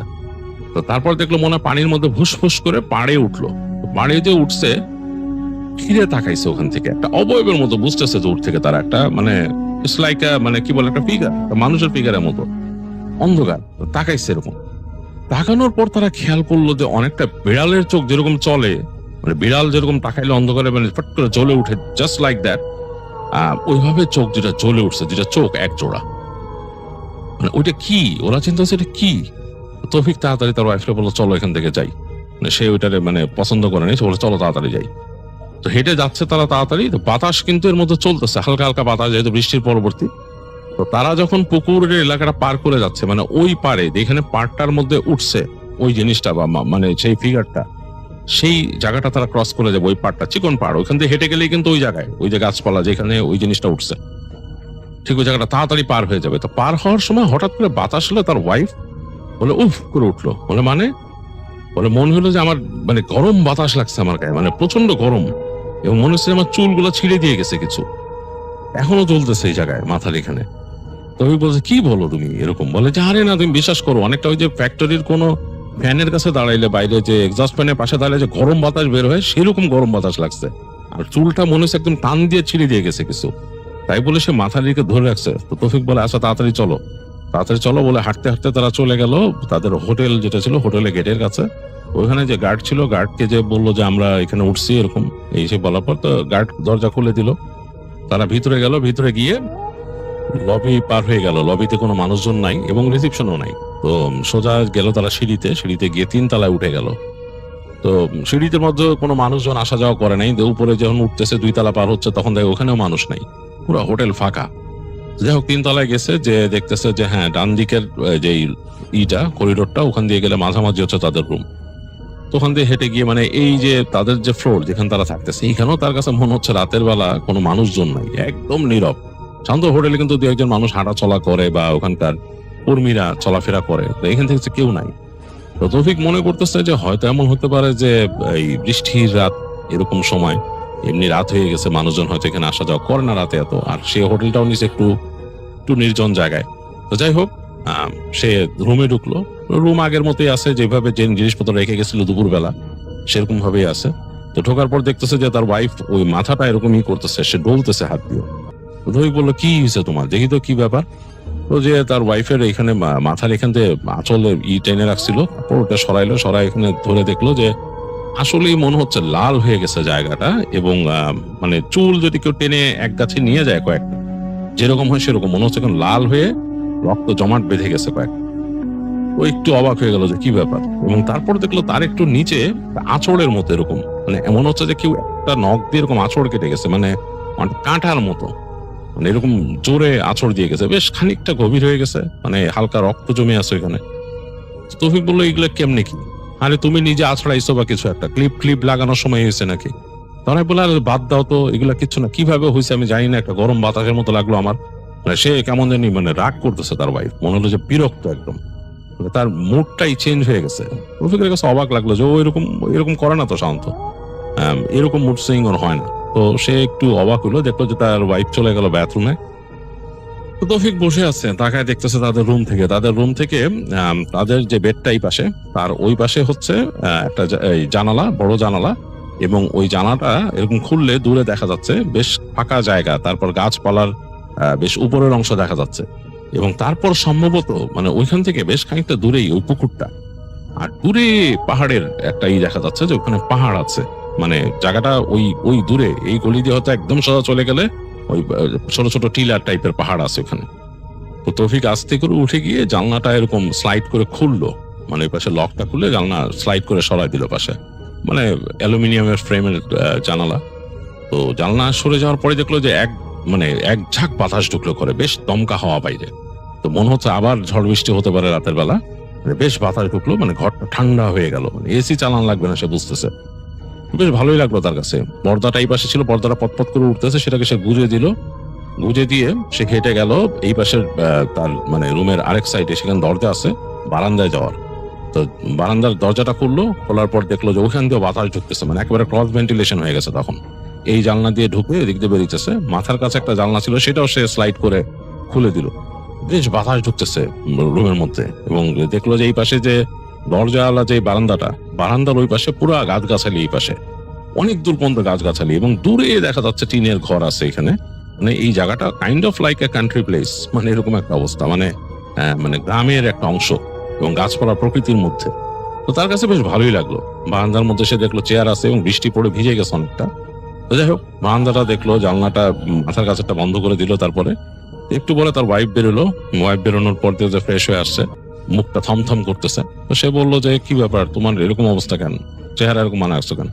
তোর ওয়াইফ তাকে উঠতেছে, চেহারা কেমন হবে, তোমার সাথে আসলাম, এসে সারাদিন বাইরে গেলাম, কষ্ট করলাম, হাঁটলাম, বৃষ্টির মধ্যে দিয়ে আসলাম, কি অবস্থা তুমি দেখছো? তো তৌফিক তো পুরাই অবাক, মানে কেন এরকম রাগ করার তো কোনো কারণ দেখতেছে না। সে মনে হচ্ছে পুরা তার ওয়াইফের মুড অন্যরকম হয়ে গেছে। তো তার একটু রাগ লাগলো, সে বলল আশ্চর্য, তুমি এরকম কেন করতেছো? আমরা দুইজন একসাথে বাইরে গেলাম, এখানে আসছি ঘুরতে, খালার বাসায় গেলাম, ওখানে ঘুরলাম, সেখানে তো হাসি খুশি ছিলাম, বেরোলাম রাস্তাতে, হাঁটলাম, হাসি খুশি ভাবে আসলাম দুইজন। এখানে আসার পর তোমার হঠাৎ কি হলো এরকম, তুমি এরকম কেন করতেছো? তো তার ওয়াইফ বলতেছে আমার ভালো লাগতেছে না, আমার ভালো কেমন জানি লাগতেছে, আমি এখন রেস্ট নিব। তো তৌফিকের কাছে মানে মনে হলো যে জিনিসটা কেমন হয়ে গেল, হঠাৎ করে কি হইলো সে আসলে বুঝতে পারতেছে না। সে বলছে ওকে ফাইন। তো সেও মানে দেখতেছে তার ওয়াইফ মুড মারতেছে, দেখে তার কাইন্ড অফ রাগ লাগছে। তো সে আস্তে করে হেঁটে গিয়ে বারান্দায় চলে গেল, দেখতেছে যে তার ওয়াইফ বিছানায় বসে আছে নিজের মতো, কি জানি কাগজপত্র বের করে কি করতেছে তার ব্যাগ থেকে। তো সে অনেকক্ষণ বসে থেকে তারপর উঠলো, উঠে এসে দেখতেছে জারি তার ওয়াইফ শুয়ে পড়ছে বিছানার মধ্যে। তো সে জিজ্ঞেস করলো কি তুমি কি ঘুমায় যাচ্ছ? তার ওয়াইফ বললো যে হ্যাঁ ঘুমায় যেতেছি, ঘুম আসছে, বলে শুয়ে পড়লো। তৌফিক চিন্তা করলো আশ্চর্য তো, ব্যাপারটা কি, মানে আমার সাথে এরকম ব্যবহার কেন করতেছে? তো সেও আর কিছু না বলে সে রেস্টরুমে গেল, ফ্রেশ হলো, আসলে এসে সে দেখলো যে তার ওয়াইফ প্রায় ঘুমে মানে একদম বিভোর হয়ে গেছে, নাক ডাকতেছে। তো সে আস্তে করে যে মনে করলো যে হয়তো ক্লান্ত, সারাদিন বাইরে গেছে, হয়তো বলে নাই তাকে ক্লান্তি লাগতেছে, হাঁটছে, এগুলো চিন্তা করে সেই পাশে জানলাটা বন্ধ করে দিল। ওই যে মানে এই সাইডে যেখান থেকে টিলা দেখা যাচ্ছে ওই পাশে জানলাটা বন্ধ করে দিল। মাথার কাছে জানলাটা সে বন্ধ করলো, কিন্তু পর্দাটা একটু খোলা রাখলো, ভাল লাগতেছে তার কাছে, দরজাটা লাগানো বারান্দার। তো শুয়ে পড়লো বিছানায় শুয়ে অনেক কিছু চিন্তা করতেছে যে কালকে কিভাবে যাব, আর আজকে রাতটা আসলে ভালো গেল না শেষ পর্যন্ত, ঘুরলাম সারাক্ষণ ভালো ছিল, আমরা হাঁটাহাঁটিও করলাম, কেন এরকম হলো? তো একবার সে ভাবলো যে গরম বাতাস, এটা কি? ওর ওয়াইফ কিন্তু বলছিল যে গরম একটা বাতাস লাগছে, এই বাতাসটা আসলে কি খারাপ কিছু? চিন্তা করতেছে তৌফিক, কিন্তু এগুলো কিন্তু শুনছে ছোটকাল থেকে যে মানুষের বাতাস লাগে, এই লাগে, এই কারণে কিন্তু সে তার ওয়াইফকে বলতেছিল যে এরকম মানে কড়া শ্যাম্পু, সেন্টাল শ্যাম্পু তুমি দিয়েছো চুল বা বেঁধে রাখো। এবং আসলেই শ্যাম্পুটা এত স্ট্রং ছিল, মানে এখনো কিন্তু তৌফিক ঘ্রাণ পাচ্ছে শ্যাম্পুটার, বেশ স্ট্রং স্মেল, মানে খুব স্ট্রং স্মেল। খুব নাকে লাগতেছে আর কি। তো ওই জন্যই বলছিল সে, তো চিন্তা করলো ওই গরম বাতাস এটা কি, আবার ওই যে ঢিল মারলো এটাও মনে পড়লো এটা কি দেখছে তারা, কিছু একটা সাঁতরায় উঠছে। চিন্তা করতেছে এটা কি কোনো প্রাণী বা এরকম উটবিড়াল টাইপের কিছু, এটা ওইখানে কিভাবে আসবো পুকুরের মধ্যে, এরকম ভাবতেছে। ভাবতে ভাবতে সে চিন্তা করলো যে এগুলো নিয়ে আর কি ভাববো, কালকে যাবো, এরকম করতে করতে ঘুমায় গেল এক সময়। তো তৌফিক ঘুমায় গেছে অনেকক্ষণ, তার আর কিছু খেয়াল নাই। তো এর মাঝে হঠাৎ তার ঘুম ভাঙছে কি প্রচন্ড শব্দে, কড়কড় কড়কড় করে বাজ পড়তেছে, মানে প্রচন্ড বাজ পড়তেছে এবং জানালার মধ্যে মনে শো শো বাতাস বাড়িতেছে, মানে দুই পাশের জানালায় শব্দ হচ্ছে। সে হঠাৎ করে তাকায় দেখছে মাথার কাছে, মানে তার মাথার কাছে যে জানলা সেটার মধ্যে হয়তো একটু খোলা রাখছিল, মনে হচ্ছে চশ করে শব্দ হইতেছে, বৃষ্টির পানি এসে লাগতেছে, বাতাসের চাপ লাগতেছে, আর জোরে জোরে মেঘ ডাকতেছে, মানে ঝড় হচ্ছে আর কি। তো তৌফিক চিন্তা করলো যে ঘুম কি ঝড়ের শব্দে ভাঙলো, এই মেঘ ডাকার শব্দে ভাঙলো। এই চিন্তা করতে করতে দেখতেছে যে তার ওয়াইফ পাশে নাই, তার বিছানা নাই। তো তৌফিক চিন্তা করলো হয়তো রেস্টরুমে গেছে। রুম কিন্তু অন্ধকার, রুমের মধ্যে আলো নাই, এবং রেস্টরুমের দিকে সে তাকাইলো, দেখলো যে রেস্টরুমের নিচ দিয়ে আলো আসতেছে, দরজার নিচ দিয়ে হালকা আলো বেরোচ্ছে। ভাবলো হয়তো রেস্টরুমে গেছে হয়তো। এই সময় সে শব্দ পেল তার বিছানার পাশে, একটু মানে মানে কেমন একটা শব্দ। তো চিন্তা করলো কি, মানে এখানে বিছানার পাশে কি শব্দ। তো এইভাবে করে তাকায় দেখতেছে যে চুল দেখা যাচ্ছে, তার ওয়াইফের চুল এরকম ওখান দিয়ে, মানে বিছানার ঠিক লেভেলে, মানে বিছানার লেভেলে চুলগুলা, মাথাটা মনে হচ্ছে বিছানার থেকে সে নেমে খাটের নিচে কিছু খুঁজতেছে, হাঁটু গেড়ে বসে এরকম আর কি। তো তৌফিক ওই যে ঘ্রাণটা তার কাছে নাকে লাগতেছে, যে ওই ওয়াইফের যে শ্যাম্পুর ঘ্রাণটা সে নাকে লাগতেছে। তো সে বলতেছে যে কি ব্যাপার, তুমি ঘাটের নিচে কি খুঁজতেছো রাত্রেবেলা? তো ওখান থেকে শুনতেছে হ্যাঁ, মানে তার ওয়াইফ বলতেছে হ্যাঁ। হ্যাঁ যেটা বলছে তার স্ত্রী, এই শব্দটা তার কাছে মানে কণ্ঠটা কেমন যেন একটু অন্যরকম লাগছে। সে মনে হলো যে মানে ঠিক ওয়াইফের কণ্ঠটা এরকম না, এরকম লাগলো। তো তারপর সে বললো খাটের নিচে কি করতেছো, কি ব্যাপার এইভাবে কথা বলতেছো, কারণ আমি তো বুঝতেছি না তোমার গলা কি হচ্ছে। তো দেখলো যে তার ওয়াইফ মাথাটা তুললো খাটের নিচ থেকে, মানে খাটের নিচে তাকায় ছিল, ওখানে মাথাটা তুললো। ঘরের মধ্যে কিন্তু এই যে ঝড় হচ্ছে, ঝড়ের কারণে বারবার বাইরে বজ্রপাতের ফ্ল্যাশ হচ্ছে, মোটামুটি আলো আছে, আকাশের আলো প্লাস এই বজ্রপাতের আলো, দুইটা মিলাই কিন্তু ঘরের মধ্যে হালকা একটা আলো আধারি সৃষ্টি হয়েছে, এবং ভালোই আলো দেখা যাচ্ছে। এর মাঝে সে দেখলো তার স্ত্রী মুখ তুলছে, মুখটা সে বুঝতে পারতেছে না, মুখের জায়গাটা অন্ধকার লাগতেছে, কিন্তু চোখটা মনে হচ্ছে পুরা সাদা, চোখের মধ্যে মনি নাই, মানে চোখটা পুরা হোয়াইট, মানে হোয়াইট অংশটাই পুরা। এবং কয়েক সেকেন্ডের মধ্যে তার কিন্তু দৃষ্টিতে এই আলো আধারিটা সহ্য হয়ে গেছে, মানে সে নর্মাল দেখতে পাচ্ছে। তখন সে দেখতেছে এটা তার ওয়াইফ না, চেহারাটা অন্যরকম, কালচে, মানে পুরা ডার্ক একটা ফেস, মুখটা বোঝা যাচ্ছে না, মুখের শুধু অবয়ব এবং মুখের যে অংশটা সাদা, চোখ ছাড়াও বুঝতে পারছে এটা তার ওয়াইফ। এবং চুলগুলাও তার ওয়াইফের মতো না, দুই পাশে পড়ে আছে চুলগুলা, লম্বা চুল দুই পাশে পড়ে আছে, এবং তার দিকে তাকায় এরকম করে হাসতেছে। সে ঠোঁটটা যে ফাঁক করছে, ঠোঁটের মধ্যে দিয়ে দাঁতটাও সে দেখতে পাইছে। আর তারপর তখন তার দৃষ্টিগোচর হলো যে শরীরটা, দেখতেছে পিঠটা খালি, পিঠের উপর মানে জাস্ট একটা শাড়ির মতো কাপড়ের মতো দেয়া, মানে এই কাঁধের অংশটা পুরা খালি। তো সে বুঝতে পারছে এটা তার ওয়াইফ না, এবং সাথে সাথে ওই যেটা ওখানে নিচু হয়েছিল সে হাত দিয়ে সামনে বাড়ায় তৌফিকের হাতটা ধরছে, ঠান্ডা একটা বরফের মতো ভিজা হাত। এবং তৌফিক পুরা বুঝতে পারছে যে হাতের যে আঙ্গুলগুলা মনে হচ্ছে চোখা চোখা, এরকম আঙ্গুলের নখ টক সব চোখা এরকম ধরছে। তার সামনে হ্যাস করে একটা সাউন্ড করলো কণ্ঠ দিয়ে, ওইটা মানে যে তাকে ধরছে, এটা আসলে কোনো মানে তার ওয়াইফ তো নাই, এটা কোনো মানে পেটনি বা পিশাচ এরকম কিছু একটা তার হাতটা ধরছে। তৌফিক হাত ছাড়াইতে পারে না, হাতটা মনে হলো পুড়ে গেল তার। প্রচন্ড জোরে ঝাড়া মারছে তৌফিক, প্রচন্ড জোরে হাত ঝাড়া মারছে। ঝাড়া মেরে সে আসলে তখন হিতহিত জ্ঞান হারায় ফেলছে। সে লাফ দিয়ে বিছনা থেকে নেমে গেছে, বিছনা থেকে নেমে দৌড় দিয়ে গেল, ঘরটা অন্ধকার। সে ওখানে ওই যে সুইচ বোর্ড আছে, সুইচ বোর্ডের উপর যে পড়ে সে সুইচটা দিল, লাইটের সুইচটা দেওয়ার সাথে সাথে মনে হলো ধপ করে একটা শব্দ হলো, মানে খুব দ্রুত কোনো মানুষ যদি দৌড়ায় মুভ করে সেরকম একটা শব্দ হইলো, আর ওইটা নাই ওই জায়গায়। তার কাছে কেন জানি মনে হচ্ছে যে বিছানার নিচে ঢুকে গেছে, ওইটা তার খাটের নিচে ঢুকে গেছে। তৌফিক তো ভয়ে থরথর করে কাঁপতেছে, কি করে বুঝতেছে না। তো সে চিন্তা করছে তার ওয়াইফ কই। বাথরুমের মধ্যে সে বাতি জ্বালানো দেখছে, যে বাথরুমে যে বাতি জ্বলতেছিল, ওই যে নিচে লাইট ছিল, সে দৌড় দিয়ে গেল বাথরুমের দরজার দিকে, নবটা সে ঘুরাইলো, সাথে সাথে বাথরুমের দরজা খুলে গেল।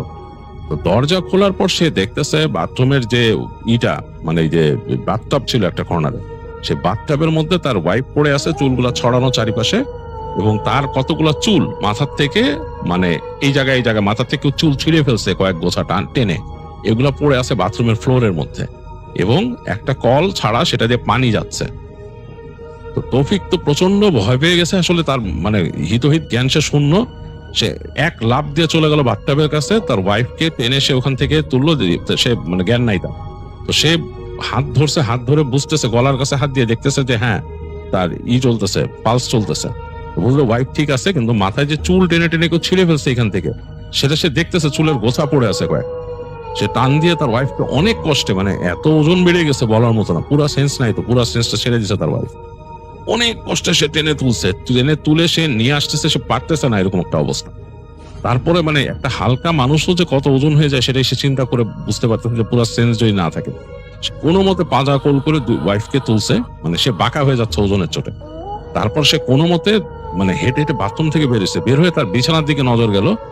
বিছানার মানে ওইখান তো সে ভয়টা পাইছে এবং একটা শব্দ পাইছে যেটা কই গেছে, ভয়ে থরথর করে কাঁপতেছে। ওই বিছানায় সে যাবে কিনা সেটাও চিন্তা করতেছে। আমার ওয়াইফকে এই অবস্থায়, বেশ অগোছল অবস্থায় তার ওয়াইফ, সে যে নিয়ে যাবে ঘরের বাইরে এটাও সে চিন্তা করতে পারতেছে। তো সেই পাশে যে তাদের ওখানে একটা কাউচ ছিল আর কি, মানে 2 সিটার একটা সোফা ছিল, ওইটার উপরে নিয়ে কষ্ট করে ওয়াইফকে সে শোয়াই দিল। শোয়াই দিয়ে সে চিন্তা করছে সে কি করবে, বিছানাটা প্রচন্ড ভয় লাগতেছে, তার সাউন্ড শুনে মনে হয়েছে ওই জিনিসটা বিছানার নিচে আছে। সে তখন মানে খুব প্রচন্ড রকম ভয়, এর আগে কিন্তু তৌফিক কখনো এরকম প্র্যাকটিসিং মানুষ ছিল না বা চিন্তা করতো না, কিন্তু ওই দিন সে ভয়ে দোয়া পড়া শুরু করে। যতটুকু যা শিখছিল ছোটবেলায়, সে দোয়া পড়তে পড়তে আস্তে আস্তে সে খাটের ওখানে যায়, যে চাদরটা সরায় খাটের নিচে উকি দেয়। আর এটা কিন্তু বক্স কাট ছিল না, মানে ওই সময় আসলে এত বক্স কাট বা এগুলার প্রচলন ওরকম ছিল না তখন, সেই 2000 সাল বা ওরকম সময় এতটা থাকতো না সব জায়গায়, মানে হোটেল টোটেলে এরকম দিত না, তখন নর্মাল বিছানাই দিত। যাই হোক, সে চাদরটা যখন উঠাইছে খাটের নিচে তাকায় দেখছে কিচ্ছু নাই, খাটের নিচ ফাঁকা, পুরো ফাঁকা খাটের নিচ। তো চিন্তা করলো ওইটা কোত্থেকে আসছিল, কোথায় গেছে, ওইটা কোনো পিশাচ, সে বুঝতে পারছিল কোনো পিশাচ এই রুমের মধ্যে আসছিল। জাস্ট সে দোয়া পড়তে পড়তে তার ওয়াইফের কাছে গেল, যে তাড়াতাড়ি ওয়াইফের হাত দুইটা এরকম ঘষা শুরু করলো সে, যাতে তার আসে, এবং সে শরীর ভিজা, কিন্তু তার ওয়াইফের শরীর ভিজা, হাত পা ভিজা। তো সে দোয়া পড়তেছে, হাত পা ঘষতেছে। অনেকক্ষণ পর তার ওয়াইফের সেন্স আসছে, কেমন করে তাকাইতেছে তার ওয়াইফ উদ্ভ্রান্তের মতো, মানে সে বুঝতে পারছে মানে অবাক হয়ে কেমন করে উদ্ভ্রান্তের মতো। তো বলতেছে তৌফিক যে আমি আসি তোমার কাছে, অসুবিধা নাই, আমি আসি, কি ব্যাপার তোমার, ঠিক আছো তুমি? বলছে মাথায় হাত বুলাইতেছে, তার ওয়াইফ মাথার কয়েক জায়গা হাত দিয়ে ব্যথায় মুখ বিকৃত করে ফেলতেছে। তো সে তাড়াতাড়ি তার মাথায় হাত বুলাই দিল, বুলাই দিয়ে তাকে উঠায় নিয়ে আসলো, এনে বিছানায় বসাইলো। বিছানায় বসায় বলে কি হয়েছে? তো তার স্ত্রী ভয়ে একদম কুকড়ায় যাচ্ছে। তো সে বললো আমি আছি, তুমি ভয় পেও না, তুমি বলো কি হয়েছে। তো তার ওয়াইফ তখন আস্তে আস্তে বলতেছে তারে যে আমি এখান থেকে উঠে বাথরুমে গেছিলাম। তারপর সে ভয়ে তার হাজবেন্ডকে একদম জড়ায় ধরলো, বলে আমার সামনে এসে দাঁড়ায়, আমার চুল ধরে টেনে উঠে নিছে আমাকে। ভয়ে সে একদম মানে কাঁপতেছে, থর করে, মানে সে বেহুশ হয়ে যাবে এরকম একটা অবস্থা, একদম অ্যাবনর্মাল অবস্থা। তো তৌফিক ভয় পেয়ে গেছে, তৌফিক আসলে কি করবে সে দিশা পাচ্ছে না। তো তখন সে তার হঠাৎ মনে হলো যে এখান তো ইন্টারকম আছে, সে একটা চাদর দিয়ে তার ওয়াইফকে ভালো মতো পেঁচাই দিল, বললো তুমি পেঁচাই, তুমি শো, আমি আসি, তোমার বাদ তুমি টেনশনই করো না। ওয়াইফকে পাশে শোয়ায় রেখে সে ইন্টারকমে ডায়াল করলো নিচে ওই যে রুম সার্ভিসকে। তো লোকটা ধরছে, একজন লোক ঘুম ঘুম কণ্ঠে ফোন ধরছে, বলছে আপনি একটু উপরে আসেন, আমার রুমে একটা সমস্যা হয়েছে। লোক বলছে কি সমস্যা? বলে আপনি আসেন তাড়াতাড়ি বলতেছে, মানে খুব রাগ করে বলছে তৌফিক। তো বেশ খানিকক্ষণ পরে দেখলো লোকটা আসছে, এতক্ষণ সে তার ওয়াইফের হাত ঘষতেছিল মানে উষ্ণ করার জন্য। তো লোকটা আসলো, বললো যে আপনাদের হোটেলে কি ভূত আছে? একদম সত্যি কথা বলবেন, আপনাদের সম্বন্ধে আমি শুনছি এর আগেও, মানে এটা সে একটু বাড়তি বলছে, এটুকু কিছু না। বলে যে আমার ওয়াইফকে এখানে এরকম ভাবে একটা করছিল, সত্যি কথা বলেন। তখন লোকটা বলে যে স্যার এখানে ভূত টুত এরকম জিনিস তো আসলে আমরা এরকম শুনি নাই, মানুষজন তো আছে এখানে, মানুষজন এলাকার মানুষজন তো কত কিছু এদিক ওদিক দেখে, বাট হোটেলে ভূত আছে এরকম কিছু নাই স্যার, সত্যি কথা বলতেছে আপনারা। তো সে বলে যে আমি একটু আগে আমার রুমের মধ্যে সমস্যা হয়েছে। সে তো লোকটারে বলে যে এখন কি করা যায়? লোকটা বলে কি করেন স্যার, দোয়া পড়েন, ভূত টুত দেখলে মানুষ দোয়া পড়ে, কিন্তু এইখানে আমাদের হোটেলে কিন্তু এরকম কিছু নাই, আমরা শুনি নাই। তো সে বলে যে আমি আসি স্যার, কোনো সমস্যা হলে ডাইকেন, আর কিছু লাগবে আপনাদের? তখন বললো যে পারলে আমাদের একটু কফি টফি এরকম দেন এই সেই। তো বললো স্যার আছে, রাতে ব্যবস্থা আছে, এটা আনতেছি, আমি দিয়ে যাচ্ছি, আর কোনো সমস্যা হলে আমার কল দিয়েন, আসি আমি। তো তৌফিক আর কথা বাড়ায় না, লোকটাকে চলে যেতে দেয়। তো সে তার ওয়াইফের পাশে বসে বসে দোয়া পড়ে আর হাত পাই করে দেয়, বলে যে কি হয়েছে, বলে ওয়াইফ বলছে মাথায় ব্যথা বিভিন্ন জায়গায়। তো দেখলো মাথায় হাত দিয়ে, তো তার সে বলতেছে যে তাকে এরকম চুল ধরে নাকি উঠায় নিছে। সে রেস্টরুমে গেছিল রাতের বেলা, উঠে তৌফিক কার জায়গায় নাই, সে রেস্টরুমে গেছিল এবং তাকে নাকি চুল ধরে, সে যখন বসছিল বাথরুমে হঠাৎ করে মনে হচ্ছে তার সামনে কেউ আছে এবং সে একটা কালো অবয়বের মতো দেখছে, হইতে পারে কোনো নারী বা কিছু, তার চুল ধরে নাকি তাকে টেনে ওখান থেকে উঠাইছিল, উঠায় নাকি ঝাঁকি দিয়ে তাকে ফেলছে নিয়ে ওই যে বাথটাবের মধ্যে। এবং এখানে সে তখন ভয়ে সাউন্ড করতেছিল এবং সেই সাউন্ডটা বেরোতেছিল না তার কণ্ঠ দিয়ে, এরকম মানে বলতে বোবার মতো তাকে চেপে ধরছে এবং এক সময় সে আসলে সেন্স হারায় ফেলে। তো এতটুকুই তার মনে আছে, আর মনে নাই।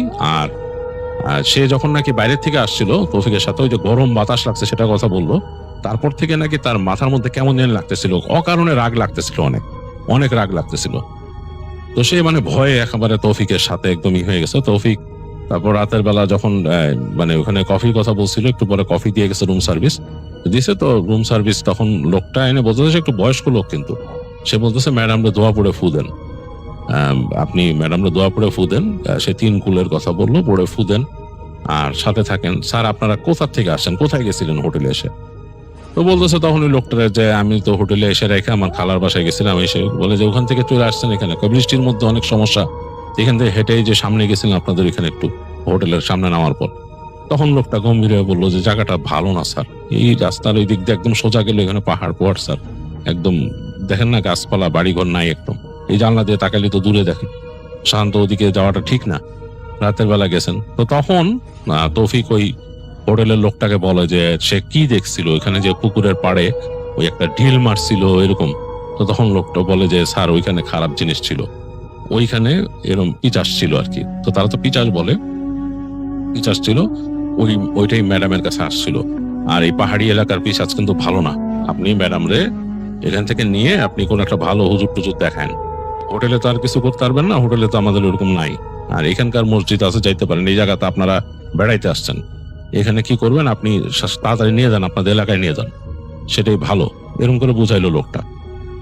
তো তৌফিক লোকটাকে অনেক ধন্যবাদ দিল। লোকটা বললো যে কোনো অসুবিধা নাই, আমি আসি, কোনো দরকার হলে আমার জাস্ট একটা কল দিবেন, আমি চলে আসবো, কিন্তু স্যার আমাদের হোটেলে কিন্তু এরকম কিছু নাই। হ্যাঁ হোটেলে নাই, বাট আপনি যেখানে গেছেন ওই জায়গাটা এরকম হইতে পারে।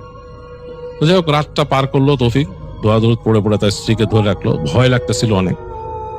ফজরে আজান দিল, তখন ভয়টা একটু কাটছে এবং ফজরে আজান দেওয়ার পরে সে ওয়াইফকে নিয়ে একটু ঘুম পাড়ানোর চেষ্টা করছে, নিজেও ঘুমাইছে। ঘুমায় সকালবেলা ঘুম ভাঙছে, ঘুম ভাঙার পরে সে আর তখন ইস্টে যায় না, ওখান থেকে সে আর কক্সবাজার যায়নি, সে ঢাকায় ফিরে আসছে ওয়াইফকে নিয়ে, সাথে সাথে বাসের টিকিট কেটে ঢাকায় ফিরে আসছে। তো ঢাকায় ফেরার পরে সে তখন চিকিৎসা করেছিল তাদের এলাকার মসজিদ আছে এখানে, সে মসজিদের ইমাম সাহেবের সাথে দেখা করে বলছিল যে এই হয়েছে। তো মসজিদের ইমাম সাহেব তখন তাকে বলে, মুরাকাবা করে তারপর বলে যে তোমরা যে ওখানে গেছিলা পুকুরের মধ্যে যখন ঢিল মারছো তখন এরকম হয়েছে না? বলে হ্যাঁ, ওইখানে ওই জিনিস থাকে, ওই পুকুরের ওইখানে, ওইটা একটা খারাপ জিনিস ওখানে থাকে। তোমরা যখন রাত্রেবেলা ওইখান দিয়ে দাঁড়াইছিলা তখন কোনোভাবে তাকে আকৃষ্ট করছো, হতে পারে তোমাদের কথাবার্তায়, বা তোমরা কি কোনো সুগন্ধি ব্যবহার করছিলা? তো তখন তৌফিক বলে যে জি হুজুর, সুগন্ধি তো ছিল কম বেশি। বলে হ্যাঁ, ওই সুগন্ধিতে সে আকৃষ্ট হয়েছিল এবং আশপাশ দিয়ে ঘুরতেছিল তোমাদের, এবং তার ইচ্ছা ছিল তোমাদের মানে তোমাদেরকে কিছু একটা মানে সে করবে, তোমাদের সাথে একটা কিছু করবে সে, এরকম সেইভাবে চিন্তা করতেছিল। এই সময়ে তোমরা যে ওই যে বলছো যে ইট মারছো, ওই ইট মনে হয় যে ওর গায়ে লাগছে, এই লাগার পরে তার রাগ আরো উঠে গেছে এবং সে তোমরা ওখান থেকে সরার সময় তোমার ওয়াইফকে স্পর্শ করে গেছে, তোমার স্ত্রীকে স্পর্শ করে গেছে, এবং সে তখনই চেষ্টা করছিল তোমার স্ত্রীকে সে করতে, আসর করতে, এবং সে আসরের প্রভাব তখনই সে শুরু করে দিয়েছিল। এবং রাত্রেবেলা যখন ওই যে বাথরুমে তোমার স্ত্রী গেছিল তখনই সে তাকে আসর করে এবং ওই যে তোমার স্ত্রীর কাছ থেকে সুগন্ধি পাইছে এবং তার জন্য তার ভিতরে হিংসা ছিল। এটা একটা মেয়ে, এটা একটা মানে খারাপ জিনিসের মধ্যে মেয়ে জিন আর কি, মেয়ে বদ জিন। তো সে এর জন্য তোমার স্ত্রীকে ক্ষতি করতে চাইছিল, এই যে চুল টুল ছিঁড়ে ফেলছে যে এই কারণে। তো তখন বলে যে তৌফিক বলতেছে যে হ্যাঁ হুজুর এরকম, আমি অনেক চুল পড়া দেখছি এখানে। বলে যে হ্যাঁ যাই হোক, তুমি এগুলাই করো না, আর এরকম ভাবে এই সুন্দর করে ঘ্রাণ দিয়ে রাতের বেলা মেয়েদের এরকম চলা ঠিক না, নিষেধ। এরকম সুগন্ধি ব্যবহার করে রাতের বেলা এরকম ঘোরাঘুরি করাটা ঠিক না, এইসব খারাপ জিনিসের চোখ পড়ে। আর চুল হচ্ছে একটা মাধ্যম যেটা দিয়ে তারা প্রবেশ করে মানুষের শরীরে। চুল একটা, হাতের নখ একটা, হ্যাঁ নখ চুল, এগুলোর মধ্যে দিয়ে তারা প্রবেশ করে, নাক দিয়েও প্রবেশ করে। এর জন্য উজু করে থাকা বেটার। তো যাই হোক, হুজুর এগুলো বলে বোঝায় তাদেরকে উজু হালতে থাকা, চুলটাকে বেঁধে রাখা, ঢেকে রাখা, তারপর সুগন্ধি রাতের বেলা এরকম ব্যবহার করে চলাফেরা না করা, রাতের বেলা কোনো এরকম ওয়াইল্ড জায়গায়, পুকুর বা এরকম জায়গায় যে ঘোরাফেরা না করা, অকারণে ঢিল না মারা বা গরম পানি ফেলে না দেওয়া। অনেকে আছে যে পুরুষ মানুষ যে রাস্তার এদিক ওদিক জল বিয়োগ করতে যায়, এটাও এইসব সবকিছু মানা করে। তখন হুজুর বলে যেগুলো করো না। আর উনি পানি পড়ে দেন, পানিতে ফু দিয়ে দেন, বলে যে এই পানিটা খাওয়াও তোমার স্ত্রীকে, বাসায় জমজমের পানি থাকলে ওটার সাথে মিলায় খাওয়াও, আর দোয়া পড়ো বাসার মধ্যে দোয়া দুরুদ পড়ো, সূরা বাকারা তেলাওয়াত করো, এবং আরো বলে 3 কুল পড়ে ফু দিও, রাতের বেলা ঘুমানোর সময় পড়ে 3 কুল পড়ে 3বার করে 3 কুল পড়ে ফু দিবা 2 হাতের মধ্যে, তারপর সারা শরীরে মাসেও করে ঘুমাবা, আয়াতুল কুরসি পড়বা। এগুলা বলে রফিককে বিদায় দেয় হুজুর। আর রফিক এগুলা শুনে আসে এবং বাসায় এগুলো প্র্যাকটিস করে। তো রফিকের ওয়াইফ ভয় পেত, তখন বেশ ভয় পেত। তাদের বাড়িটা একটু খোলামেলা জায়গায় ছিল এবং সেখানে তারা বেশ মানে চলাফেরা করতে ভয় পেত। বেশ বড় বাড়ি তো, বারান্দা থেকে এই বারান্দা থেকে ওই বারান্দা যেতে ভয় পেত। রাতের বেলা ছাদে তো তারা দুজন আগে হাঁটাহাঁটি করতে, এটাও বন্ধ হয়ে গেল তাদের। বাট আস্তে আস্তে জিনিসটা আবার নর্মাল হয়েছিল, তারা অনেক কিছু মেনটেন করে চলতো। এবং এত বছর পরেও রফিক এখনো, তাদের বাচ্চা কাচ্চা আছে, এখনো তারা এগুলো মেনটেন করে চলে, বাচ্চাদেরকেও মেনটেন করায়, এইভাবেই তারা চলে। তো যাই হোক, এই ছিল তৌফিক কামালের ঘটনা।